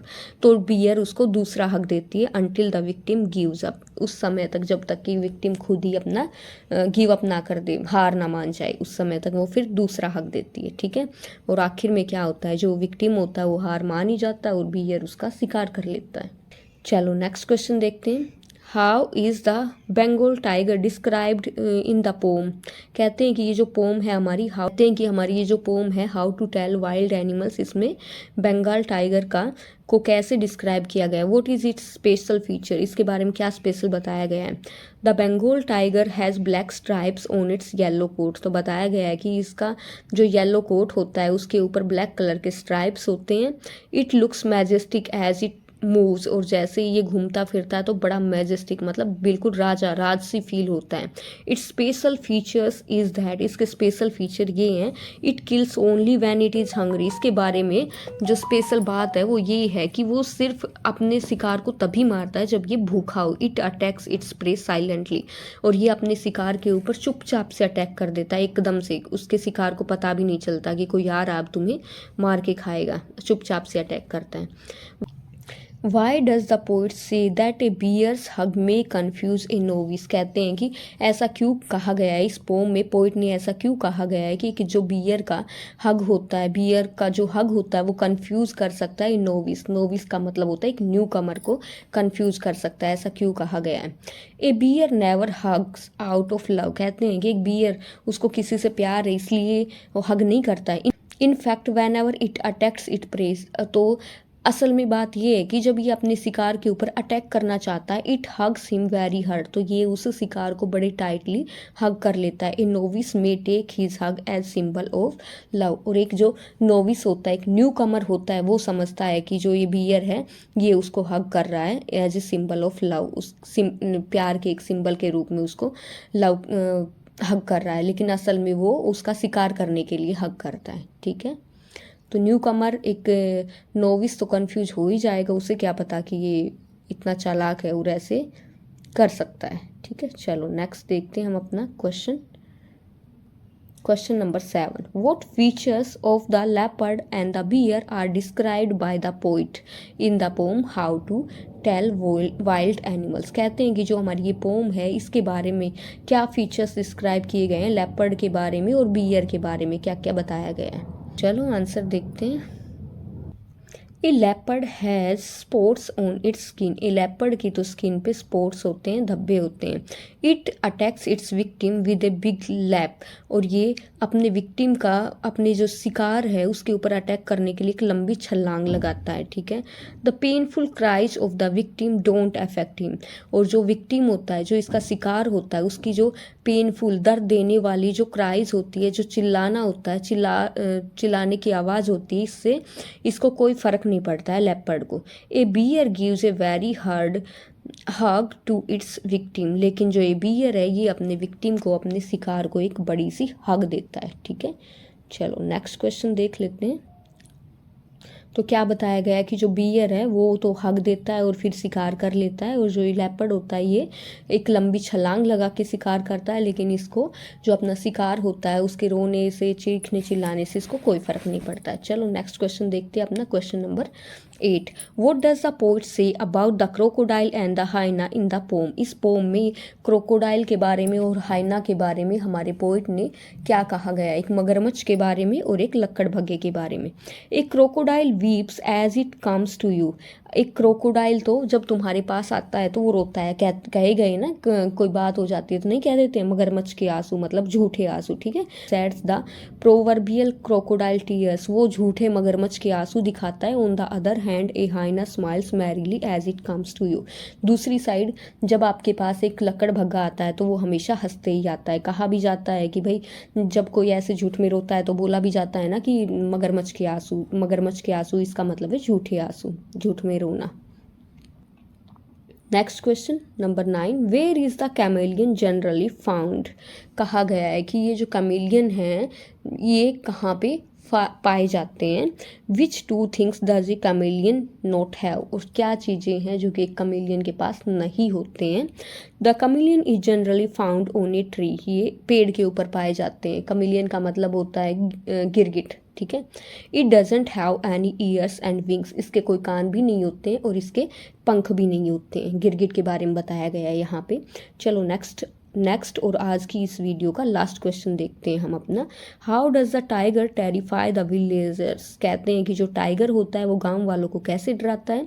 The tiger growls at the edge of the jungle near the village, कहते हैं कि जो टाइगर होता है वो जंगल के किनारे पे लोगों को डराता है। There he shows his white fangs, यहाँ पे वो अपने सफ़ेद कलर के फैंग्स को दिखाता है। फैंग्स उसके जो तीखे दांत होते हैं उनको कहा गया है। And the claws while moving here and there, और अपने क्लोज को वो दिखाता है, अपने पंजों को दिखाता है यहाँ वहाँ घूमते हुए। ही स्नार्स अराउंड देयर हाउसेस, वो उनके घरों के पास गरजता है, जो उसकी साउंड होती है वो निकालता है। एंड दस becomes a terror for the villagers, और इस तरह से वो वहाँ पे गांव वालों को डराता है। तो यहाँ पे आज की हमारी इस poem how to tell wild animals के क्वेश्चन आंसर्स होते हैं। एंड होप स्टूडेंट्स आपको वीडियो अच्छी लगी होगी, और आप लोग जाके एक बार मेरे चैनल विजिट करना, लर्न विद रचना यादव, और वहाँ के प्लेलिस्ट में आप जाओगे तो आपको इस जो पोम है हमारी how to tell wild animals की लाइन बाय लाइन एक्सप्लेनेशन भी वहाँ पे दिख जाएगी। और बाकी जो पोम है उनके short answer type questions, long answer type questions, और आपको वहाँ पे मैंने पोम के जो स्टैंजा आते हैं आपके एग्जाम में वो भी मैंने आपको कराए हुए हैं, तो जाके आप वो वीडियोस भी देख सकते हो। और चैनल को सब्सक्राइब करना ना भूलें, और भाई वीडियो को लाइक भी कर दिया करो अगर वीडियो अच्छी लगे तो। सबसे पहले जानते हैं कि द बोल पोम के हमारे पोइट कौन है। तो हमारे पोइट का नाम है जॉन बैरीमैन, ठीक है। ये बहुत ही इम्पोर्टेंट क्वेश्चन है कि who is the poet of the बोल पोम, तो कौन है, जॉन बैरीमैन, ठीक है। अच्छा, अब इस पोम के बारे में थोड़ा सा मैं आपको बता देती हूँ। द बोल पोम, इसमें क्या होता है, एक छोटा बच्चा होता है और वो अपनी बॉल से खेल रहा होता है, लेकिन जब वो खेल रहा होता है बॉल से, तो उसकी बॉल पानी में चली जाती है और ये बच्चा बहुत ही दुखी हो जाता है। पोइट ये सब देख रहे होते हैं, अगर पोइट वहाँ पे चाहते तो इसको पैसे दे देते, क्योंकि बॉल की कीमत बहुत ज़्यादा थोड़ी ना है, तो वो तो आ जाती बॉल। लेकिन पोइट इसको ये समझाना चाह रहे हैं कि जो भी चीज़ गुम हो जाए, ऐसा तो हमारी ज़िंदगी में आना जाना लगा ही रहेगा, कभी कोई चीज़ आएगी, कभी कोई चीज़ हमारी ज़िंदगी से जाएगी, तो हमें इन चीज़ों को इतना सीरियसली नहीं लेना चाहिए, ठीक है। यही इस पोम में समझाया गया है। तो चलिए अब स्टार्ट करते हैं क्वेश्चन आंसर। आपको बता दूं, अगर आपने इस पोम की लाइन बाय लाइन एक्सप्लेनेशन नहीं देखी है तो आप मेरा चैनल विजिट कर सकते हो, लर्न विद रचना यादव। वहाँ पे आप जाओगे तो एक प्लेलिस्ट बनी हुई है जो कि क्लास 10th पोम के नाम से है। वहाँ पे हर एक पोम की आपको लाइन बाय लाइन एक्सप्लेनेशन मिलेगी, शॉर्ट क्वेश्चन आंसर मिलेंगे, लॉन्ग मिलेंगे, और यहाँ तक कि सीन एक्सट्रैक्ट भी वहाँ पे आपको देखने को मिलेगा। तो आप जाके वो विजिट कर लेना। और अगर आपको वीडियो अच्छी लगे तो चैनल को सब्सक्राइब कर लेते हैं। What does John Berryman notice at the beginning of the बोल पोम, कहते हैं कि हमारे जो पोइट है जॉन बैरीमैन, ये जब ये पोम स्टार्ट होती है तो वहाँ पे क्या नोटिस करते हैं। The poet notice a boy playing with his ball by the side of a harbour. हमारे पोइट नोटिस करते हैं कि एक बच्चा है जो कि खेल रहा होता है, हार्बर का मतलब होता है बंदरगाह, बंदरगाह के साइड में वो बच्चा खेल रहा होता है। His ball goes bouncing down the street, और उस बच्चे की बॉल बाउंस करते हुए, उछलते हुए पानी में जाके बाउंसिंग डाउन द स्ट्रीट में आ जाती है, गली में आ जाती है, and falls into the water, और पानी में वो बॉल गिर जाती है। The boy is very sad, बच्चा बहुत ही दुखी हो जाता है। All his mind is fixed at the place where the ball has gone, और उस बच्चे का पूरा ध्यान वहाँ पे ही चला जाता है जहाँ पे उसकी बॉल गई होती है, ठीक है। Next question, what do the eyes of the boy's see in the ball poem. कहते हैं कि यहाँ पे जो द बॉल पोम है, यहाँ पे बच्चे की आंखें क्या देखती है, and what has he learned from it, और ये बच्चा यहाँ से क्या सीखता है। तो answer, the eyes of the boy see that, बच्चे की आंखें देखती है कि his ball has fallen into the water, कि बच्चे की बॉल पानी में गिर चुकी है। उस बच्चे को इस बॉल से बहुत ही लगाव था। होता है कि बच्चे जिस चीज़ से खेलते हैं तो उसको बच्चों को उन चीज़ों से लगाव हो ही जाता है, एंड फ्लोटेड अवे, और वो तैरने लग गई। The boy has learned from this incident, बच्चे ने इस इंसिडेंट से, इस घटना से सीखा, that gains and losses are part and parcel of life, कि जो भी हमें मिलता है, जो भी हमारा नुकसान होता है, ये सब हमारे जीवन का ही एक हिस्सा है, जीवन का ही एक अंश है। तो इन सब को देख के किसी को भी इतना सैड नहीं होना चाहिए, यही हमारी इस पोम में सिखाया गया है होगा। तो चलो नेक्स्ट क्वेश्चन पे चलते हैं। What does in the world of possession mean. इस पोम में ये कहा गया है, ये वर्ड यूज हुआ है, द वर्ल्ड ऑफ पोजेशन, तो इसका मतलब क्या है ये पूछा गया है। It means that this world is full of material objects, ये कहा गया है कि ये जो दुनिया है इसमें पूरे भौतिक ऑब्जेक्ट से ये दुनिया भरी पड़ी है। But these are no eternal, लेकिन ये जो भौतिक ऑब्जेक्ट हैं ये एटर्नल नहीं है। इसका मतलब ये है कि ये शाश्वत नहीं है, परमानेंट रहने वाले नहीं है, बल्कि टाइम के अकॉर्डिंग ये ख़त्म भी हो जाते हैं, इनका विनाश भी होता है। ओनली मनी इज एटर्नल, सिर्फ मनी ही है, जिस सिर्फ पैसा ही है जो कि शाश्वत है, जो कि। चलो नेक्स्ट क्वेश्चन देखते हैं। What has the boy lost, कहते हैं कि यहाँ पे इस पोम में बच्चे ने क्या खो दिया अपना। How does it he react to it, और बच्चे ने जो भी कुछ खोया उसके ऊपर ये बच्चा कैसे रिएक्ट करता है। The boy has lost the ball, बच्चे ने अपनी बॉल खो दी। He has been playing with happily, वो बॉल खो दी जिसके साथ ये बच्चा बड़ी खुशी से खेल रहा था, ठीक है। He is overcome by a sense of grief and शोक एट द लॉस, कहते इसके अंदर बहुत ही ग्रीफ है, बहुत ही दुख है अपनी बॉल को खोने का, एंड शोक एट द लॉस, और अपनी बॉल के को खोने के ऊपर बहुत ही शोक, बहुत ही दुखी है ये। He doesn't know what he is to do now, और इसको नहीं पता है कि अब इस बच्चे को क्या करना चाहिए। इसने अपनी बॉल खो दी लेकिन बच्चे को नहीं पता है कि अब इसको क्या करना चाहिए। Next question, what is the theme of John Berryman's poem the ball, कहते हैं इस पोम का थीम क्या है। ये important, most important question question मैं कहूँगी, जिस भी पोम के थीम पूछे जाए तो वो थीम बहुत ही हमारी इस सभी पोम के थीम बहुत ही इंपॉर्टेंट होते हैं। John Berryman's poem tells us about our reactions at some material loss discuss. कहते हैं कि ये जॉन बैरीमैन की पोम है, ये हमें बताती है कि अगर हमारा कुछ भौतिक कोई चीज़ हमारी कोई नुकसान हो जाता है तो उस पर हम कैसे रिएक्ट करते हैं, इसके बारे में हमें डिस्कस करना है। भाई ऐसा होता है, हमारी चीज़ें गुम भी होती हैं, हमें कुछ मिलता भी है, तो ये सब तो लाइफ में चलता ही रहता है। Every man must know that losses and gains are part and parcel of human life. कहते हैं सब इंसानों को पता होना चाहिए कि इंसान को जो भी कुछ गेन होता है, प्राप्त होता है, या जो भी कुछ उसका नुकसान होता है, वो सब हमारे जीवन का ही एक पार्ट है, जीवन का ही एक भाग है। Therefore we should accept them, इसीलिए हमें उनको स्वीकार करना चाहिए as a common matter and not be unduly worried about them. हमें उनसे हैंडल करना चाहिए कि ये सब कुछ क्या है, कोमल मैटर है, इनके बारे में बहुत ज़्यादा चिंतित नहीं होना चाहिए हमें उन सब के बारे में, ठीक है। क्योंकि क्या होगा, अगर हम उन सब के बारे में ज़्यादा चिंतित रहेंगे तो ऊपर से हमारा ही नुकसान होगा।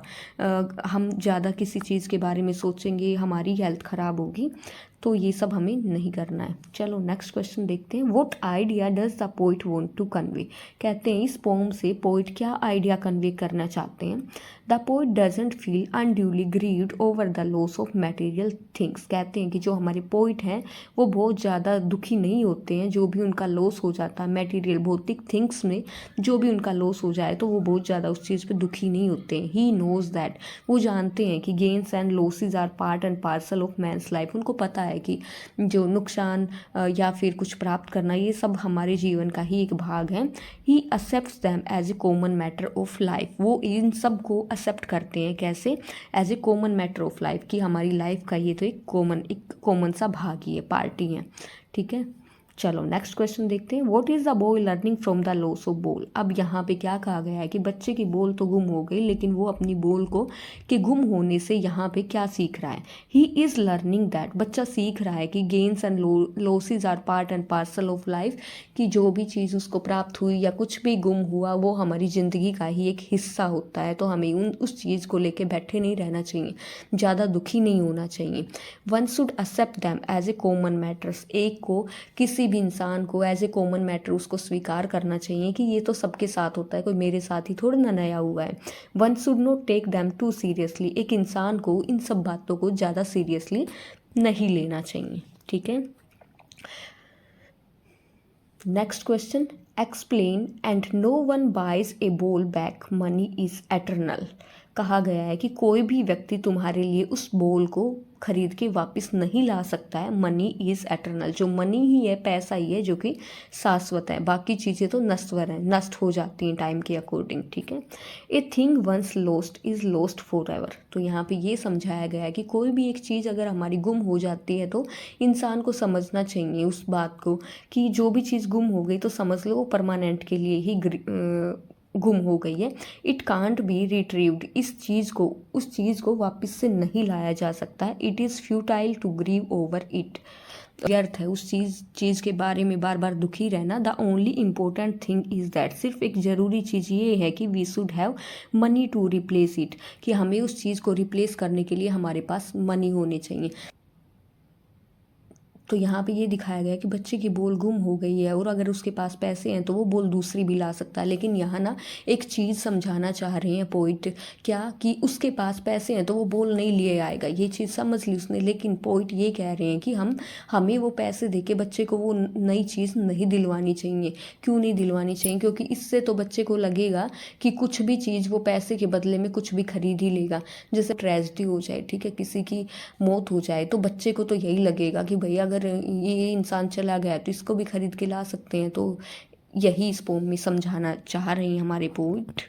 तो चलो नेक्स्ट क्वेश्चन अब हम अपना देखते हैं। Why does the poet decide not to give money to the boy. Poet ने क्यों डिसाइड किया कि बच्चे को पैसे नहीं देना चाहिए। The poet wants that the boy should realise himself.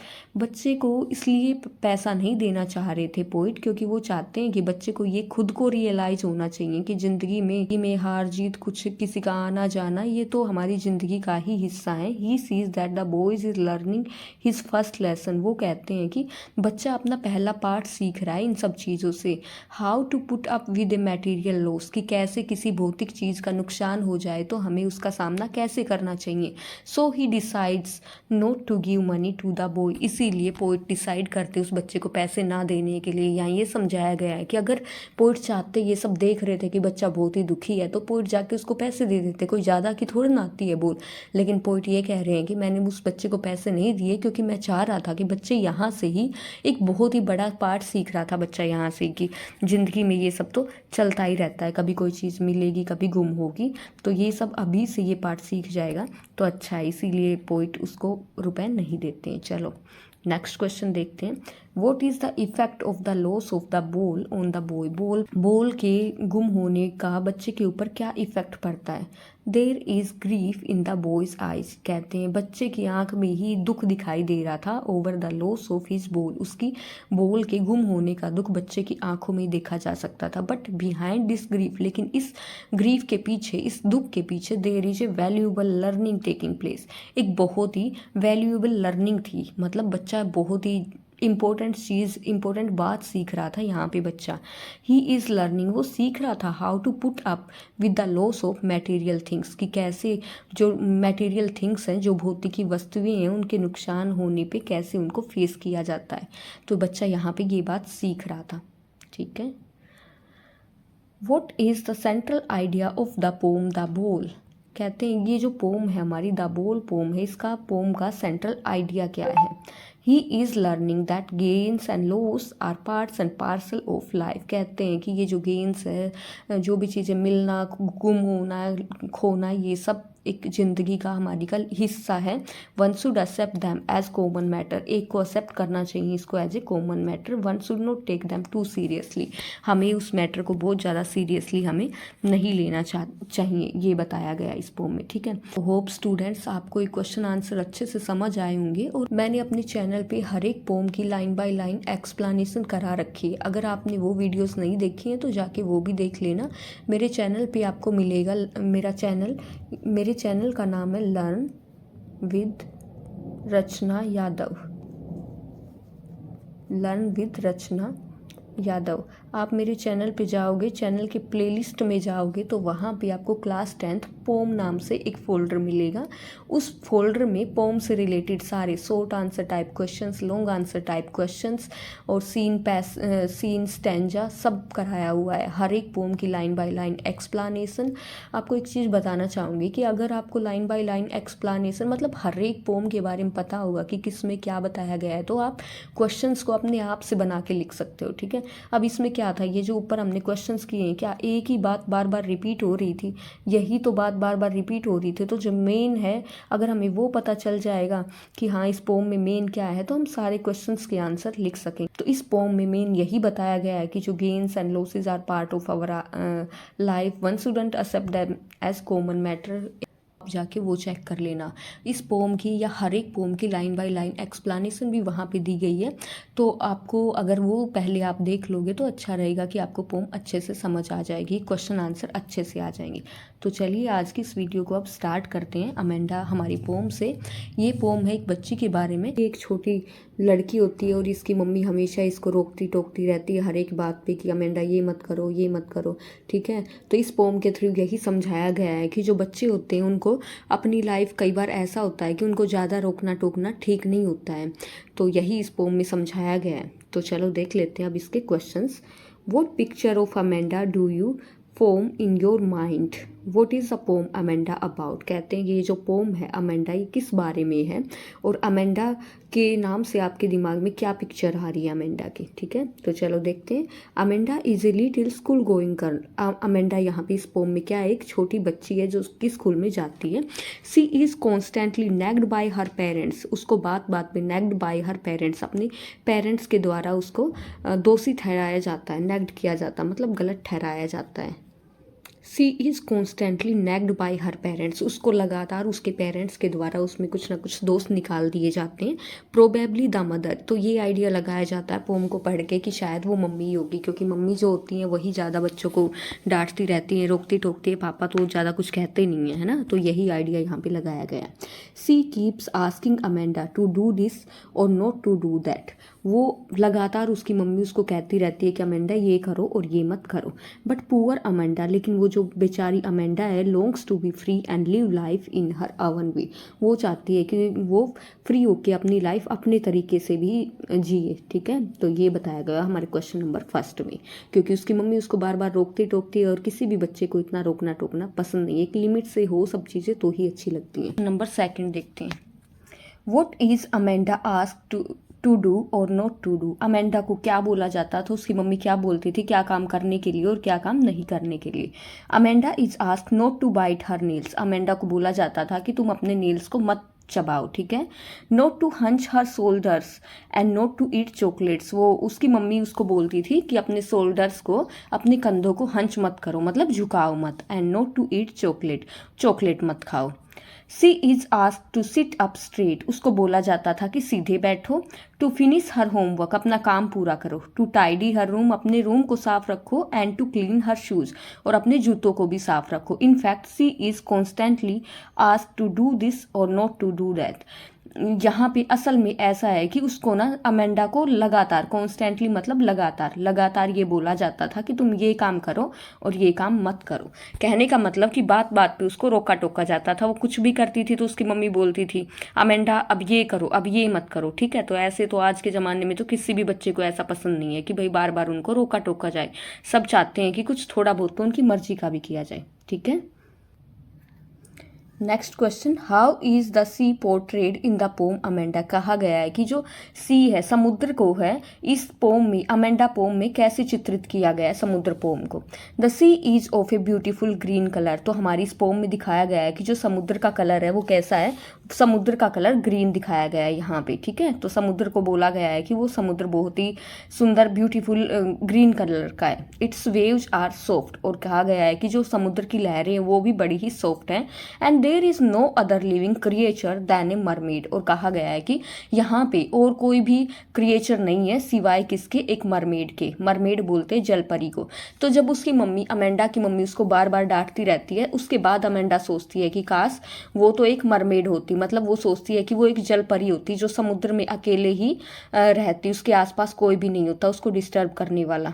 चलो नेक्स्ट क्वेश्चन देखते हैं, is Amanda an orphan, why does she say that. क्या अमेंडा ओरफन थी, क्या वो अनाथ थी, अगर नहीं थी तो वो ऐसा क्यों बोलती है। How does Amanda describe her life as an orphan. कहते हैं कि ओरफन होके, अनाथ होके वो अपनी लाइफ को कैसे डिस्क्राइब करती है। तो क्या होगा, Amanda is not an orphan. असल में अमेंडा ओरफन नहीं थी, बट उसकी मम्मी उसको बार बार में डांटती रहती थी, तो इसीलिए वो चाहती थी कि काश वो ओरफन ही होती, अनाथ ही होती। She is nagged all the time by her parents. हर समय उसके पेरेंट्स उसमें कुछ ना कुछ दोस्त निकालते ही रहते थे। So she feels it better to have been an orphan. तो इसीलिए वो सोचती थी कि इससे तो अच्छा ये होता कि वो अनाथ ही होती। ठीक है, then she could roam about freely in the street. फिर वो सोचती अगर वो अनाथ होती तो वो स्ट्रीट में जब उसका मन करता, जहाँ मन करता वहाँ पे घूम पाती। Living patterns on her bare feet in the soft dust. और वो ये सोचती है कि अगर वो अनाथ होती तो वो गली में घूमती। डस्ट का मतलब जो वहाँ पे रेत होता है, जो धूल होती है। फिर वो सोचती है कि जब गली में जो धूल होती, जो मिट्टी होती, वो उस मिट्टी के ऊपर अपने नंगे पैरों के पैटर्न्स भी ड्रॉ कर पाती है। आपने देखा होगा छोटे बच्चे जैसे कि जहाँ पे बहुत सारा रेत पड़ा होता है तो वो खुद के पैरों को ही उसके ऊपर रख के और फिर देखते हैं कि वो कितना सुंदर बन गया, मेरा पैर कितना सुंदर छप गया। तो इसी तरह से ये सोचती है अमेंडा कि अगर वो अनाथ होती तो वो ये सब कर पाती, क्योंकि वो परेशान हो गई थी बार बार अपनी मम्मी की ये सब बातें सुन के। नेक्स्ट देखते हैं question number 5, how old do you think Amanda is. आप क्या सोचते हो कि यहाँ पे अमेंडा थी वो कितने साल की थी। How do you know this, और आपको ये सब कैसे पता चलेगा कि वो लगभग कितने साल की होगी। तो देखते हैं answer, Amanda is asked to finish her homework. Amanda को बार बार बोला जाता था कि तुम अपना होमवर्क कर लो। It shows that she is a school going girl. तो इससे पता चलता है कि जब वर्क कर लो इसका मतलब बच्ची स्कूल जाती होगी, इसीलिए उसको बार बार बोला जाता है कि तुम स्कूल का काम कर लो। She seems to be around 10 years old. तो इस तरह से हमें पता चलता है कि वो लगभग यहाँ पे 10 साल की होगी। She is constantly told to do this और नॉट टू डू दैट। उसे लगातार ही ये सब बोला जाता था कि तुम ये काम करो और ये काम मत करो, बार बार उसे रोका टोका जाता था। चलो नेक्स्ट क्वेश्चन देखते हैं अपना। हु इज अमेंडा, अमेंडा कौन थी। What could Amanda do if she were a mermaid, कहते हैं अगर वो एक मरमेड होती, वो एक जल परी होती तो वो क्या करती। अमेंडा क्या सोचती है कि अगर वो जल परी होती तो वो क्या क्या कर लेती। तो अमेंडा कौन थी इस पोम में। Amanda is a little girl, Amanda एक छोटी सी लड़की थी। कौन थी अमेंडा, एक छोटी सी गर्ल थी। She could then be the inhabitant of the sea, अगर वो एक मरमेड होती तो वो सी में, समुद्र में रहती, समुद्र की निवासी होती। She could drift joyfully with the gentle waves of the sea, और कहते हैं कि अगर वो एक जलपरी होती तो वो समुद्र में आराम से तैर सकती, जो समुद्र की लहरों के साथ ही वो आराम से वहाँ पे तैर सकती। There would have been no one to nag her all the time, और वहाँ पे समुद्र में कोई भी नहीं होता जो कि हर टाइम उसमें कोई ना कोई दोस्त निकालता है, ऐसा समुद्र में कोई भी नहीं होता। She could then move about freely whenever wherever she liked, और फिर वो जहाँ कहीं भी उसका मन करता वहीं पे वो घूम पाती, जहाँ भी उसको पसंद होता वहीं पे वो घूम पाती। ठीक है, चलो नेक्स्ट क्वेश्चन देखते हैं। Why does Amanda say I am Rapunzel? Amanda ऐसा क्यों कहती है कि मैं एक रपेंजल हूँ। What does she promise not to do? और फिर वो खुद से क्या वादा करती है कि वो क्या नहीं करेगी। अगर वो मानती है खुद को रपेंजल, लेकिन फिर वो रपेंजल मान के खुद को क्या बोलती है कि अगर मैं रपेंजल भी हूँ तो मैं ये काम नहीं करूँगी। By saying so, ऐसा कह के Amanda compares herself to the golden haired girl Rapunzel, कहते हैं कि ऐसा कह के अमेंडा खुद को कंपेयर करती है, खुद की तुलना करती है किसके साथ। गोल्डन हेयर गर्ल, जिस गर्ल के बाल गोल्डन है, ऐसी गर्ल के साथ जिसका नाम क्या है, Rapunzel. Who lived in a castle and had no care, जो कि एक किले में रहती है और जिसको बाकी किसी की भी कोई भी परवाह नहीं है। She promises never to let down her bright hair the way Rapunzel had done, वो कहती है कि वो रहेगी कहाँ पे, कास्टल में, किले में ही रहेगी, लेकिन वो अपने बालों को उस किले की खिड़की से बाहर नहीं निकालेगी जैसे कि रपेंजल ने किया था। All the troubles of Rapunzel had started because of her doing so, कहते हैं कि सारी मुसीबतें, जो ये रपेंजल है इसकी सारी मुसीबतें यहीं से स्टार्ट हुई थी। यहाँ पे ना एक रपेंजल के एक स्टोर से अपने बाल बाहर निकाल लिए थे और इसके बालों पे चढ़ के एक राक्षस वहाँ पे एंटर कर लेता है, इस टाइप की ये स्टोरी होती है। तो कहते हैं कि वहीं से जब वो अपने खिड़की से बाल बाहर निकाल लेती है, उसके बाल लंबे होते हैं, तो वहीं से फिर वो कोई राक्षस वहाँ चढ़ के आ जाता है और उसकी ज़िंदगी में मतलब मुसीबतें शुरू हो जाती हैं। तो अमेंडा कहती है कि मैं ऐसा बिल्कुल भी नहीं करूँगी। ठीक है भाई, अगर आप लोगों ने इस पोम की लाइन बाय लाइन एक्सप्लेनेशन नहीं देखी है तो आप जाके मेरे चैनल पे देख सकते हो, और यहाँ डिस्क्रिप्शन बॉक्स में मैं आपको उसका लिंक भी दे दूँगी वीडियो का। आप जब मेरे चैनल पे जाओगे लर्न विद रचना यादव, तो वहाँ पे आपको प्लेलिस्ट मिलेगी क्लास 10th पोम के नाम से, उसमें सारी पोम्स मिलेंगी आपको, शॉर्ट क्वेश्चन मिलेंगे, लॉन्ग आंसर टाइप क्वेश्चन मिलेंगे, और साथ ही साथ आपको स्टैंजा मिलेंगे पोम के, जो कि आपकी एग्जाम में आते हैं, बहुत ही इंपॉर्टेंट आपके लिए हैं। तो आप जाके वो वीडियो भी देख लेना भाई। वीडियो को लाइक भी कर दिया करो और कमेंट बॉक्स में भी लिख दिया करो ताकि मुझे भी मोटिवेशन मिले। चलो नेक्स्ट क्वेश्चन देख रहे हैं। What is Amanda prohibited to eat, Amanda को क्या चीज़ खाने के लिए मना किया गया था और क्यों उसको मना किया गया था। How does Amanda respond to eat, और अमेंडा इसका रिस्पोंड कैसे करती है। Amanda had recently got acne due to eating chocolates, Amanda को चॉकलेट खाने की वजह से उसके मुहासे हो गए थे। मुहासे होते हैं हमारे फेस पे कुछ जैसे फोड़े फुंसियाँ होती इस टाइप से निकल आते हैं। So she is forbidden to eat chocolates, इसीलिए इसको चॉकलेट खाने के लिए मना किया गया था। Amanda doesn't look up to the speaker because she is lost in her own dreams, और कहते हैं कि अमेंडा जब उसको ये सब कहा जाता, मना किया जाता है, तो वो जो भी स्पीकर है इसमें, चाहे इसकी मदर है चाहे फादर है, उनकी तरफ कोई भी ध्यान नहीं देती है। She is lost in her own dreams, क्योंकि वो अपने ही सपनों में खोई रहती है, इसीलिए वो उस तरफ कोई भी ध्यान नहीं देती है। वो तो सपने देख रही होती है कि काश वो जल परी होती, काश वो ये होती, काश वो ये होती, ऐसे। ठीक है, चलो नेक्स्ट क्वेश्चन देखते हैं अपना। What does the speaker tell Amanda in the end?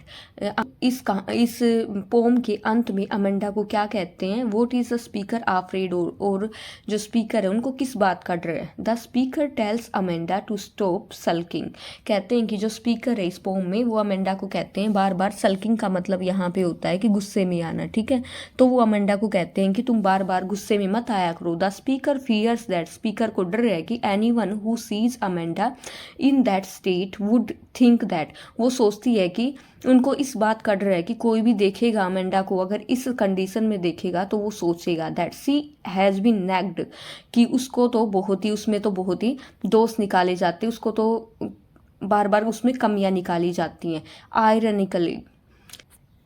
Ironically विडंबना तो ये है द स्पीकर नेक्स अमेंडा, कि स्पीकर करती हैं ऐसा, उसमें बार बार कमियां निकालती है, उसमें दोष निकालती हैं, and yet doesn't want anyone to know of it, और फिर भी वो नहीं चाहती हैं कि कोई इस बात को जानने की अमेंडा में बार बार कमियां निकाली जाती है, अमेंडा में दोष ढूंढे जाते हैं, इसको बार बार डांट फटकार लगाई जाती है, ठीक है।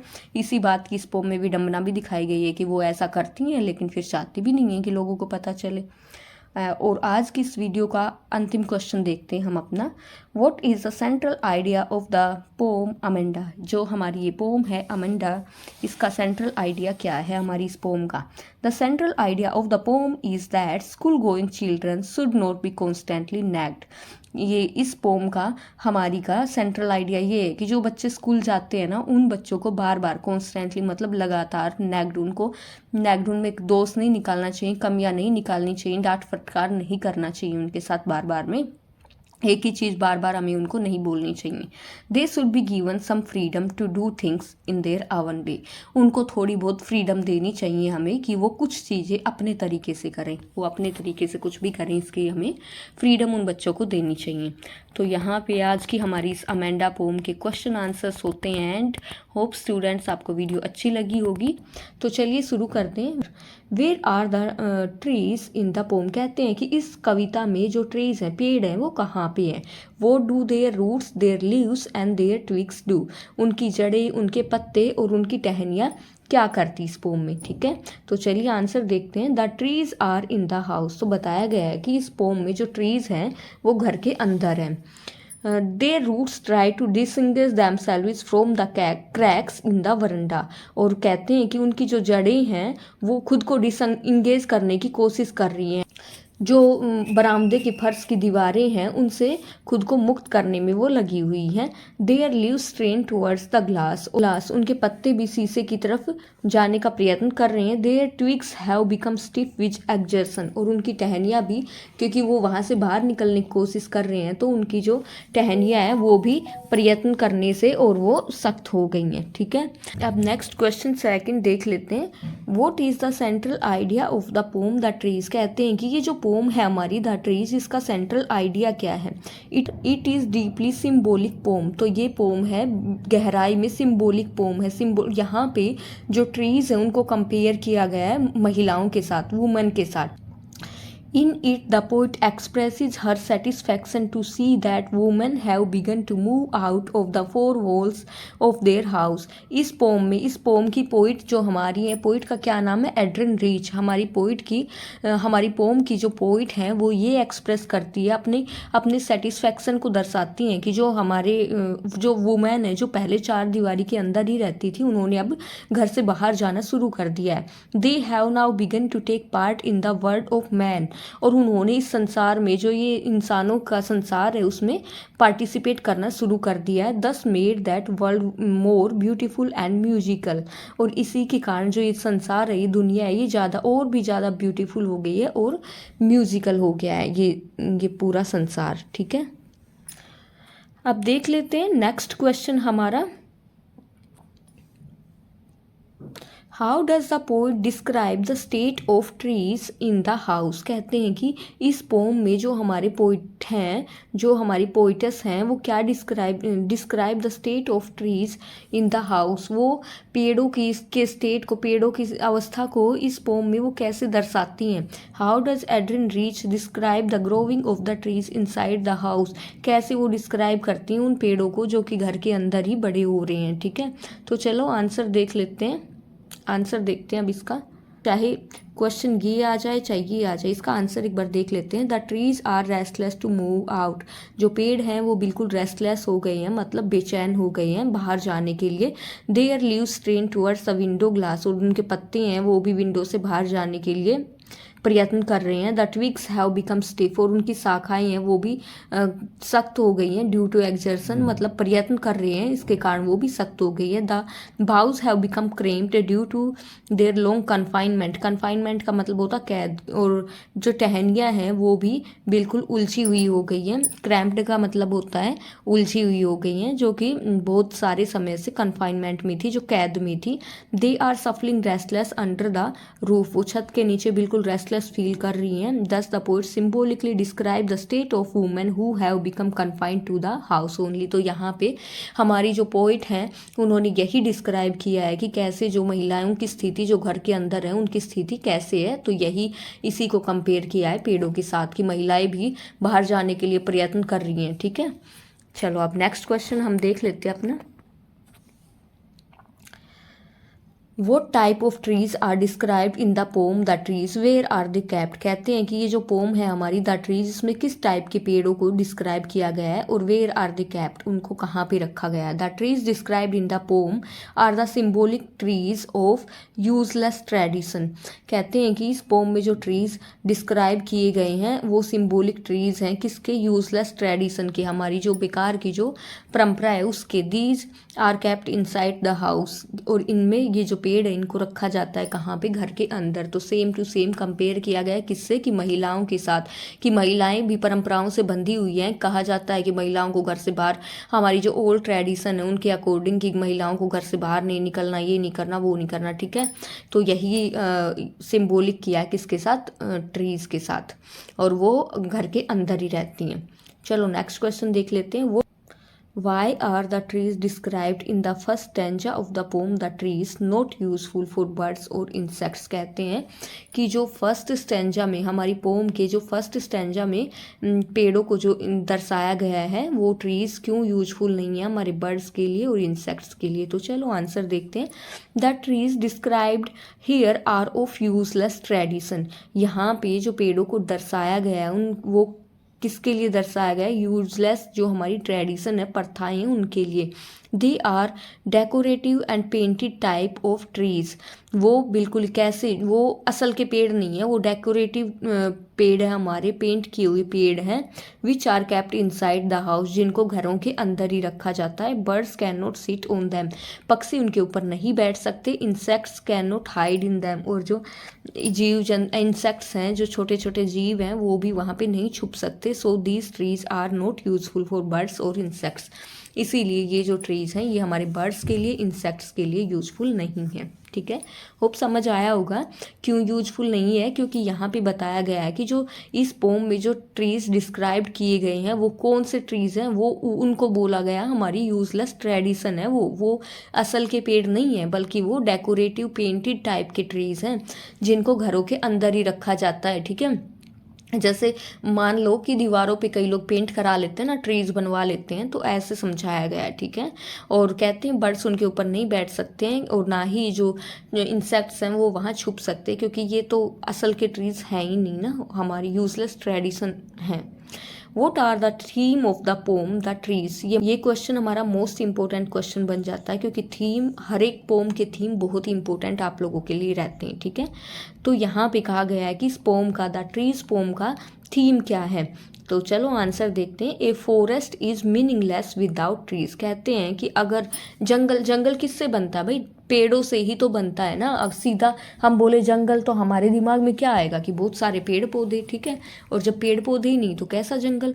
We can't think of a forest with no trees. हम सोच भी नहीं सकते हैं ऐसे फॉरेस्ट को जहाँ पे पेड़ ना हो। सिमिलरली, बिल्कुल ऐसे ही we can't think of a world without woman. कहते हैं कि ऐसे ही बिना महिलाओं के हम इस दुनिया की कल्पना भी नहीं कर सकते। Why the poet means to say in this poem women are indispensable to complete the world of man. इसीलिए हमारी इस पोम में पोइट कहते हैं कि इस बात का कहने का यही मतलब है कि जो जो महिलाएं हैं, मतलब महिलाएं हैं वो परम आवश्यक है। इंडिस्पेंसिबल का मतलब परम आवश्यक है हमारी वर्ड ऑफ मैन, हमारे इस आदमियों की इस दुनिया में वुमेन है वो बहुत ही ज़रूरी है। ठीक है, महिलाओं के बिना इस दुनिया की कल्पना भी नहीं की जा सकती। इस जो आदमियों की जो ये दुनिया है इसमें वुमेन का भी रोल परम आवश्यक है, ये हमारी इस पोम में बताया गया है। ठीक है, सो होप स्टूडेंट्स आपको इस शॉर्ट आंसर टाइप क्वेश्चन पसंद आए होंगे। मैं नेक्स्ट वीडियो में आपको इस पोम के लॉन्ग आंसर टाइप क्वेश्चंस भी करा दूंगी, और ये वीडियो आपकी जो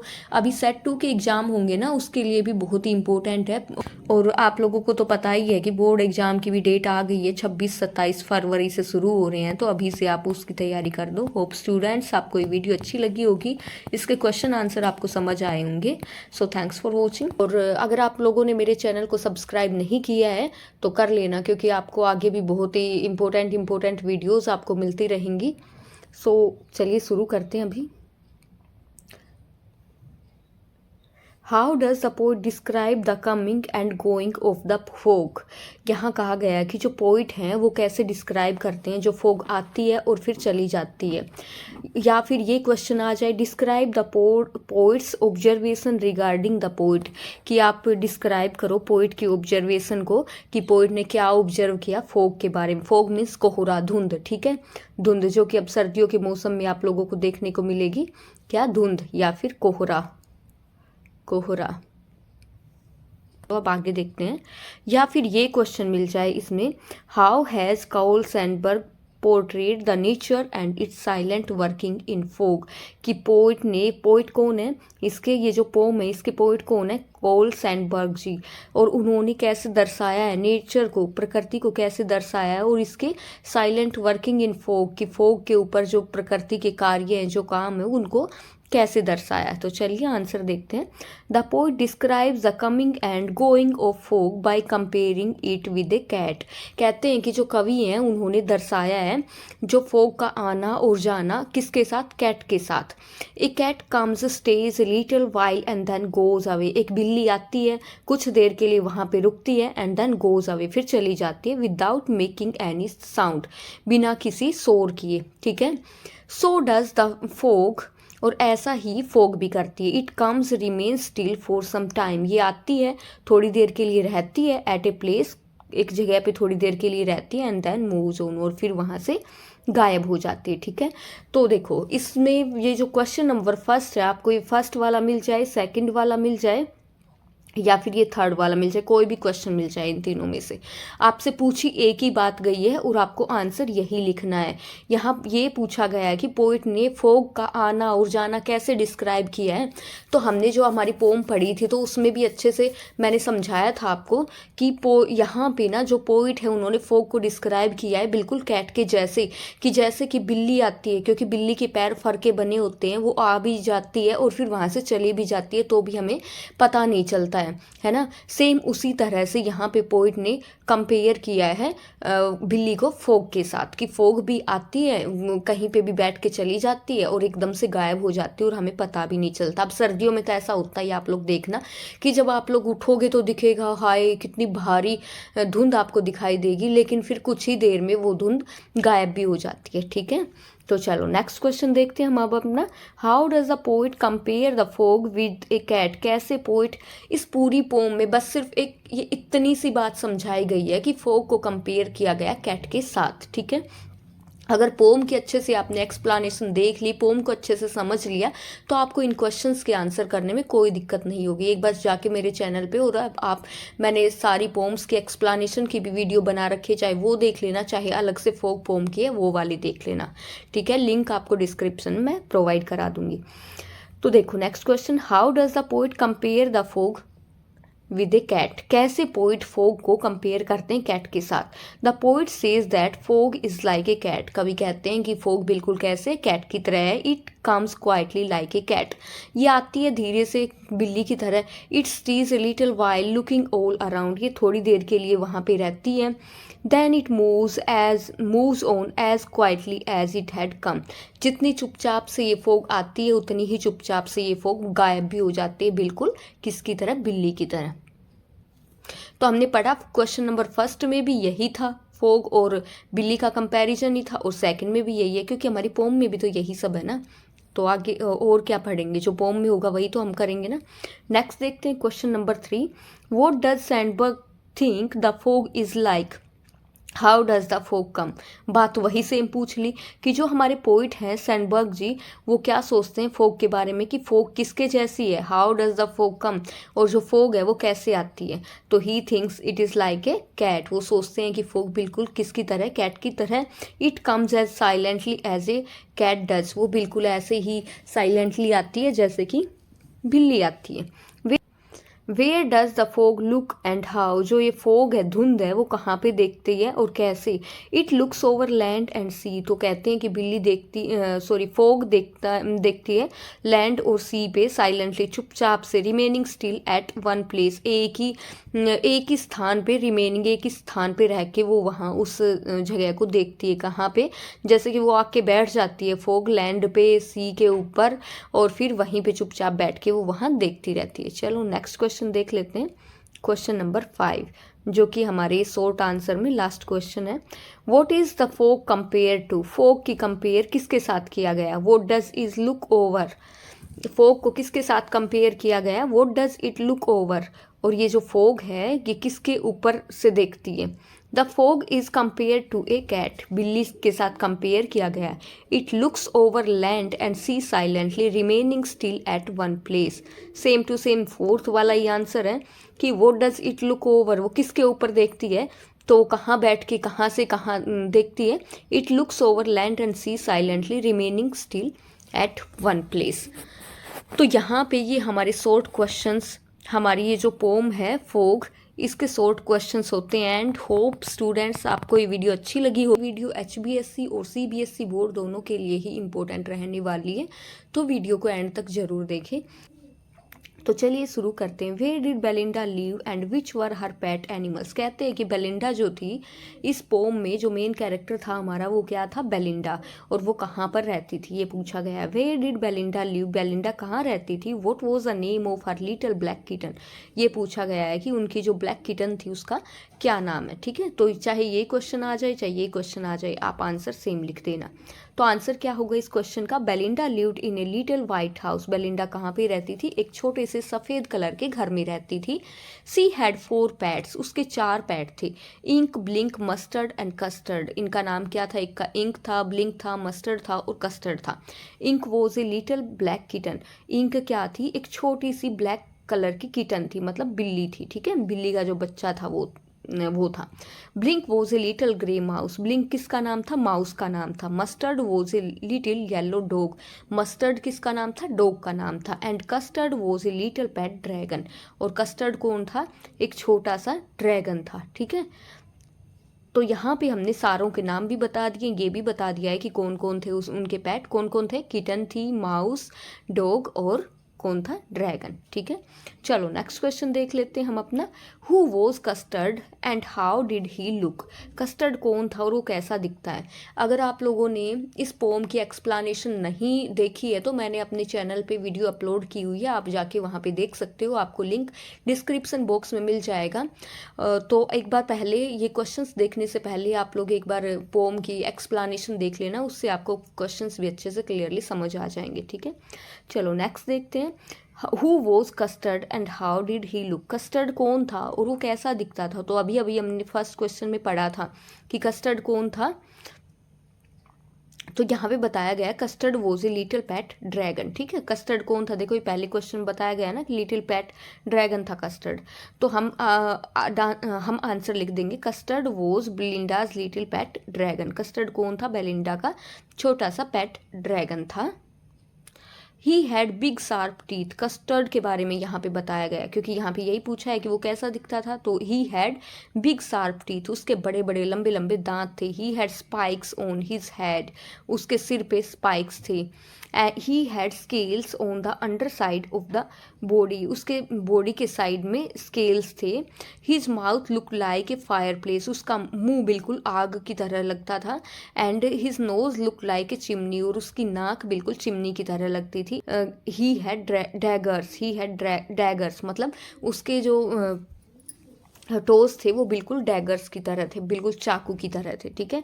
तो यहाँ पे किसके बारे में बताया, कस्टर्ड के बारे में, कि उसके सिर के ऊपर स्पाइक्स थे और स्केल्स थे, उसकी बॉडी के साइड में उसका माउथ बिल्कुल फायर प्लेस की तरह, जैसे फायर प्लेस मतलब आग की चिमनी की तरह लग रहा था, और उसके डैगर्स, उसके जो टोज हैं उनके ऊपर डैगर्स, वो बिल्कुल चाकू की तरह यूं खड़े।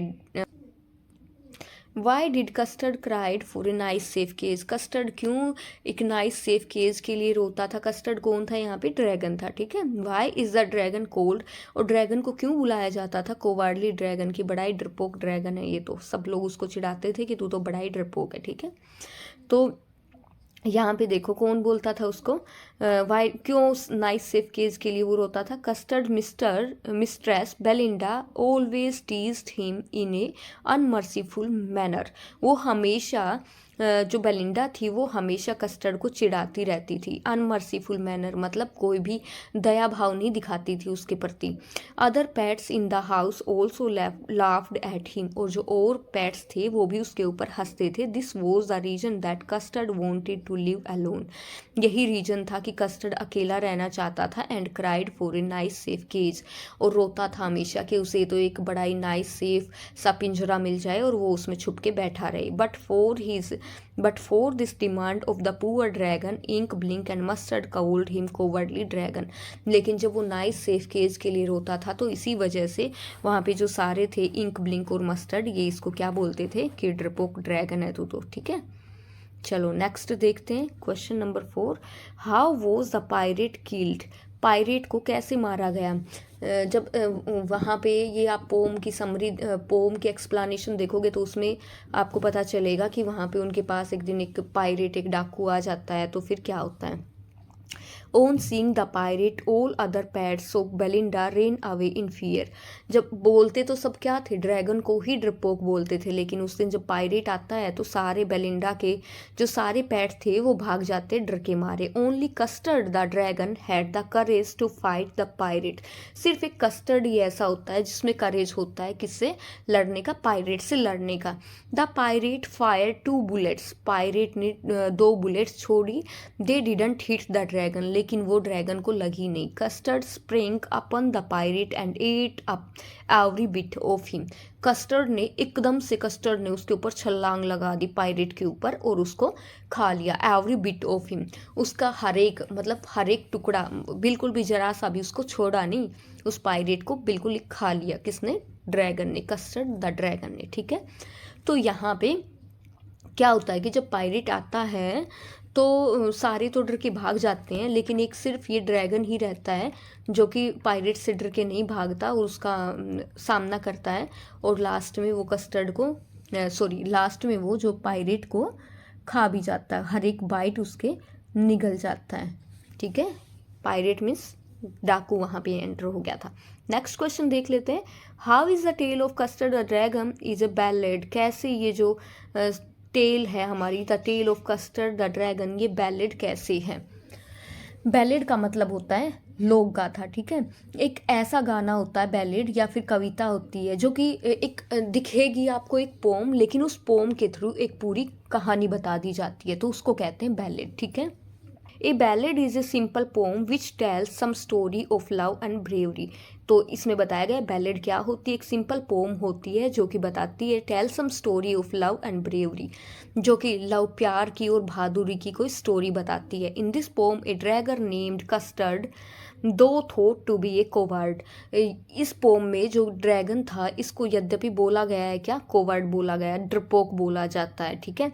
Fights with A pirate bravery and kills him, लेकिन वो पायरेट के साथ, डाकू के साथ फाइट करता है, एंड किल्स हिम ब्रेवरी, और उसको बड़ी ही बहादुरी के साथ उसको मार भी देता है।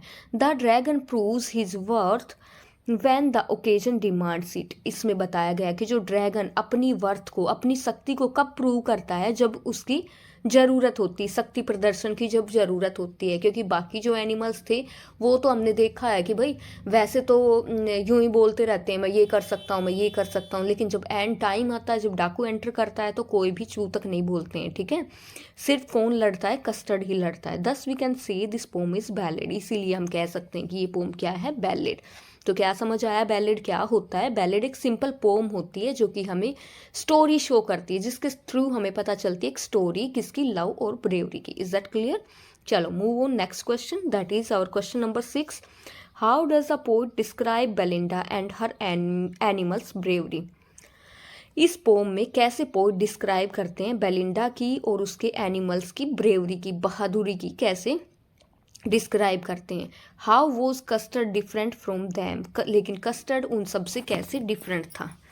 तो चलिए देखते हैं answer. Belinda always claimed herself to be brave. Belinda हमेशा खुद को ये दिखाती है कि वो तो बड़ी ही बहादुर है। Her 3 pets Ink, Blink and Mustard also made tall claims of their bravery. और जो ये 3 पैट और थे, इंक था, ब्लिंक था, मस्टर्ड था, ये तीनों भी हमेशा ये शो करते हैं कि वो भी बहुत ही ब्रेव है, वो भी ये दिखाते हैं कि हम बहुत ही बहादुर है। But on seeing the pirate, लेकिन जब डाकू वहाँ पे एंटर करता है, बेलिंडा ग्रू पेल, तो बेलिंडा तो बिल्कुल पीली पड़ जाती है। विद हर फियर, क्योंकि उसको डर लग रहा होता है, फियर, ठीक है, डर के कारण वो बिल्कुल पूरी पीली पड़ जाती है। And started crying for help, और रोने लगती है कि कोई मेरी मदद करो, कोई मेरी मदद करो। While the 3 pets run away in fear, लेकिन वो जो 3 पैट थे, 3 पैट थे, कौन कौन थे? डॉग था, कैट थी, ये बेलिंडा खुद हो गई एक, और माउस था। तो ये जो 3 पैट थे, डॉग, कैट और माउस, ठीक है, और एक खुद बेलिंडा हो गई, ये सारे तो डर जाते हैं। It was only custard that fort with the pirate, जिसने कि पायरेट के साथ फाइट की ब्रेवली, बहादुरी के साथ, एंड किल्ड हिम, और उसको मार भी गिराया था। कौन था आखिर में? तो इस जो हमारी ये जो पोम है, इसमें हमें लास्ट में क्या पता चलता है कि भाई बाकी तो सारे सिर्फ बोलने वाले थे, एक अकेला बहादुर इस हमारी पोम में था। वो कौन था? वो था हमारा कस्टर्ड द ड्रैगन। तो यहीं पे एंड होते हैं इस पोम के शॉर्ट आंसर टाइप क्वेश्चंस। और आपके एग्ज़ाम के लिए ये वीडियो बहुत ही हेल्पफुल रहने वाली है, चाहे वो HBSC बोर्ड हो चाहे CBSE बोर्ड हो, दोनों के लिए ही ये वीडियो हेल्पफुल रहेगी। तो चलिए आज की इस वीडियो को शुरू करते हैं। तो ये जो हमारी पोम है फॉर एन ग्रेगरी, इस पोम में बातचीत दिखाई गई है, एक यंग मैन की और यंग वुमेन के बीच में बातचीत दिखाया गया है। आप लोगों ने अगर इस पोम की लाइन बाय लाइन एक्सप्लेनेशन नहीं देखी है तो मेरे चैनल पे जाके आप सर्च कर सकते हो, मैंने लाइन बाय लाइन एक्सप्लेनेशन की वीडियो अपलोड की हुई है। और ये क्वेश्चन आंसर आपको तभी अच्छे से समझ आएंगे तब आपको पोम, हमारी इस पोम के बारे में पता होगा, ठीक है। तो चलो देखते हैं question number 1। What does the young man mean by great honey coloured ramparts at your ear? यहाँ पे क्योंकि कन्वर्सेशन है यंग मैन और यंग वुमेन की, तो कहते हैं कि जो वो यंग मैन है उनका क्या मतलब था। इस पोम में ये लाइन आई थी हमारी इस पोम में, great honey coloured ramparts at your ear, ठीक है। तो कहते हैं कि इस लाइन का मतलब क्या था। तो वहाँ जो हमारे पोइट बोलते हैं जो Honey coloured, Honey, great honey coloured, तो यहाँ पे ये इनके बारे में बोला गया, हमारे जो बाल होते हैं, रैम्पार्ट्स एट योर ईयर, हमारे दोनों कान होते हैं और कानों के साइड में बाल होते हैं, तो इनको यहाँ पे बोला गया है कि हमारे कानों की सुरक्षा करते हुए हमारे हनी कलर के बाल, रैम्पार्ट्स बोला गया है बालों को। Why does he say that, वो ऐसा क्यों कहते हैं कि young man are thrown into despair by them, कि जो यंग मैन होते हैं वो हमारे जो हनी कलर्ड के रैम्पर्ट्स होते हैं इनको देख के और वो डिस्पेयर, उदासी में जा सकते हैं। क्योंकि कहते हैं कि जो हमारे बाल हैं हनी कलर्ड के, अब बालों का कलर तो हम टाइम टू टाइम चेंज करा सकते हैं, हमारी मर्जी, हम उनको कैसे भी चेंज करा लें। तो कहते हैं कि उनको देख के वो कोई भी यंग मैन उदासी में क्यों चला जाता है, ठीक है। चलो इसका एक बार आंसर देख लेते हैं। Wealth, position and rich is never last long, कहते हैं कि हमारे पास वेल्थ हो, हमारी जो भी पोजिशन हो, चाहे हम कितने भी अमीर हो, लेकिन वो बहुत समय, लंबे समय तक हमारे पास वो सब कुछ नहीं रहता है। One is sure to lose them one day, एक दिन ये कन्फर्म है कि उसके पास से वो सब चीज़ें ख़त्म हो ही जानी है। And when one loses them, और जब इंसान के पास वो सब चीज़ें नहीं रहती है, the state of despair begins, तो वहीं से निराशा का उसकी अवस्था शुरू हो जाती है, ठीक है। जब इंसान के पास पहले तो बहुत कुछ था, उसके पास वेल्थ भी थी, पोजीशन भी था, वो बहुत ही अमीर भी था, लेकिन अब वो कुछ भी नहीं रहा है, तो ऑटोमेटिकली वो उदासी में तो जाएगा ना।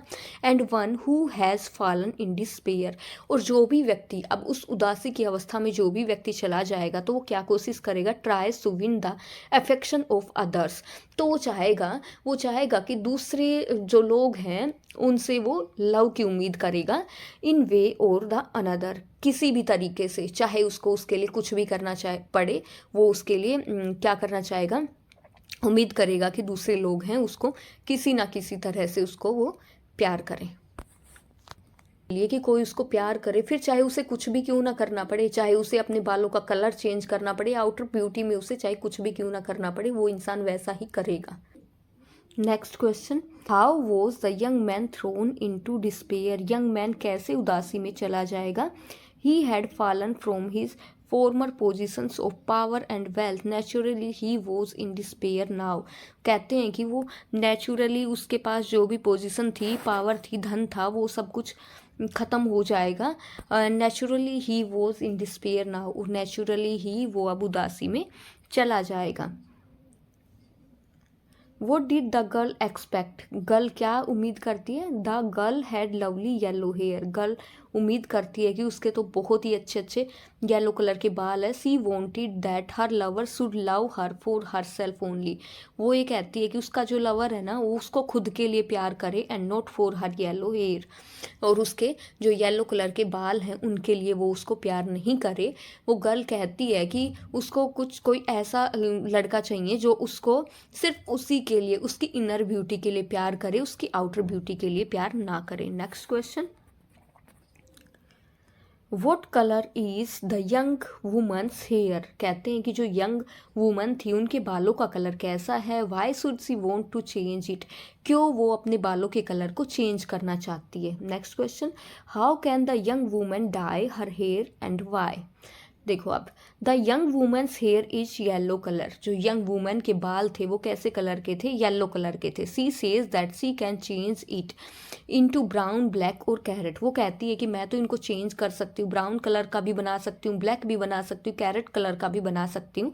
सी want someone to love her for herself alone, वो चाहती है कि कोई मुझे प्यार करे सिर्फ मेरे लिए, and not for the colour of her hair, वो नहीं चाहती कि कोई भी उसके बालों के कलर से प्यार करे। That is why she wants to do so, इसीलिए वो ये सब करना चाहती है। देखो इसमें मैं आपको समझाती हूँ कि इसमें क्या कहा गया है। ये जो यहाँ पे जो यंग वुमन दिखाई गई है ना, तो उसको पोइट कहते हैं कि कोई भी व्यक्ति तुम्हें प्यार करेगा वो सिर्फ तुम्हें तुम्हारे बालों के लिए प्यार करेगा, ठीक है। तो वो कहती है कि मेरे बालों को क्यों प्यार करेगा कोई भी, बाल तो मैं कभी भी चेंज करा सकती हूँ, बालों का कलर तो मैं अपनी मर्जी से करा सकती हूँ। वो ये कहती है फिर कि अगर कोई मुझे प्यार करेगा, कोई सच्चा प्यार करे, तो मेरे बालों से क्यों प्यार करे, कोई मुझे मेरी इनर ब्यूटी के लिए प्यार करे, आउटर ब्यूटी को तो मैं कभी भी चेंज कर सकती हूँ। ये बोला गया इस क्वेश्चन में, ठीक है। नेक्स्ट देखो, what did the old religious man declare, जो ओल्ड रिलीजियस, किसी पुराने जो ओल्ड रिलीजियस धार्मिक व्यक्ति ने क्या डिक्लेयर किया था। What did the religious man tell the poet, उस धार्मिक व्यक्ति ने पोइट को क्या बताया था। तो यहाँ पे पोइट कहते हैं कि मतलब पोम में आया था कि रिलीजियस मैन ने पोइट को क्या बताया था, तो वो पढ़ते हैं। The old religious man had found a text in the Bible, कहते हैं कि जो वो पुराने धार्मिक व्यक्ति थे उन्होंने बाइबल में एक टेक्स्ट मिला था, एक लिखा हुआ कुछ मिला था। It said that it is only God who loves you for your self alone, तो वो बताते हैं कि सिर्फ भगवान ही ऐसा होता है जो तुम्हें सिर्फ तुम्हारे लिए प्यार करे, तुम्हें तुम्हारी इनर ब्यूटी के लिए प्यार करे, and not for the colour of your hair, सिर्फ गॉड ही ऐसे होते हैं जो कि तुम्हें तुम्हारे बालों के कलर से प्यार नहीं करेंगे। तो यहाँ पे बालों के कलर को किससे दिया गया है, बालों के कलर मतलब टाइम के अकॉर्डिंग चेंज होते रहेंगे, तो बालों का कलर आउटर ब्यूटी से कंपेयर किया है यहाँ पे। तो कहते हैं कि जो वो ओल्ड रिलीजियस मैन थे उन्होंने बताया कि सिर्फ भगवान ये ऐसे होते हैं जो तुम्हारे बालों के कलर से तुम्हें प्यार नहीं करेंगे, बल्कि तुम्हें प्यार करेंगे तुम्हारी इनर ब्यूटी के लिए।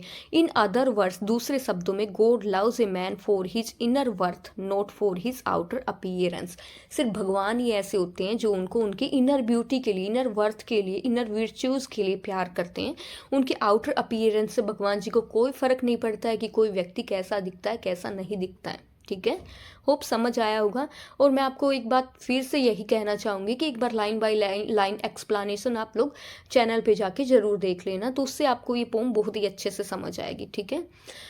Next question, what is the central idea of the poem for Anne Gregory, तो ये जो हमारी पोम है for Anne Gregory written by William Butler यीस्ट जी, तो इसका सेंट्रल आइडिया इस पोम का क्या है? It is the inner worth of a person that really matters. तो सेंट्रल आइडिया हमारी इस पोम का ये है कि जो हमारी इनर वर्थ है, इनर ब्यूटी है, वही असल में मैटर करती है।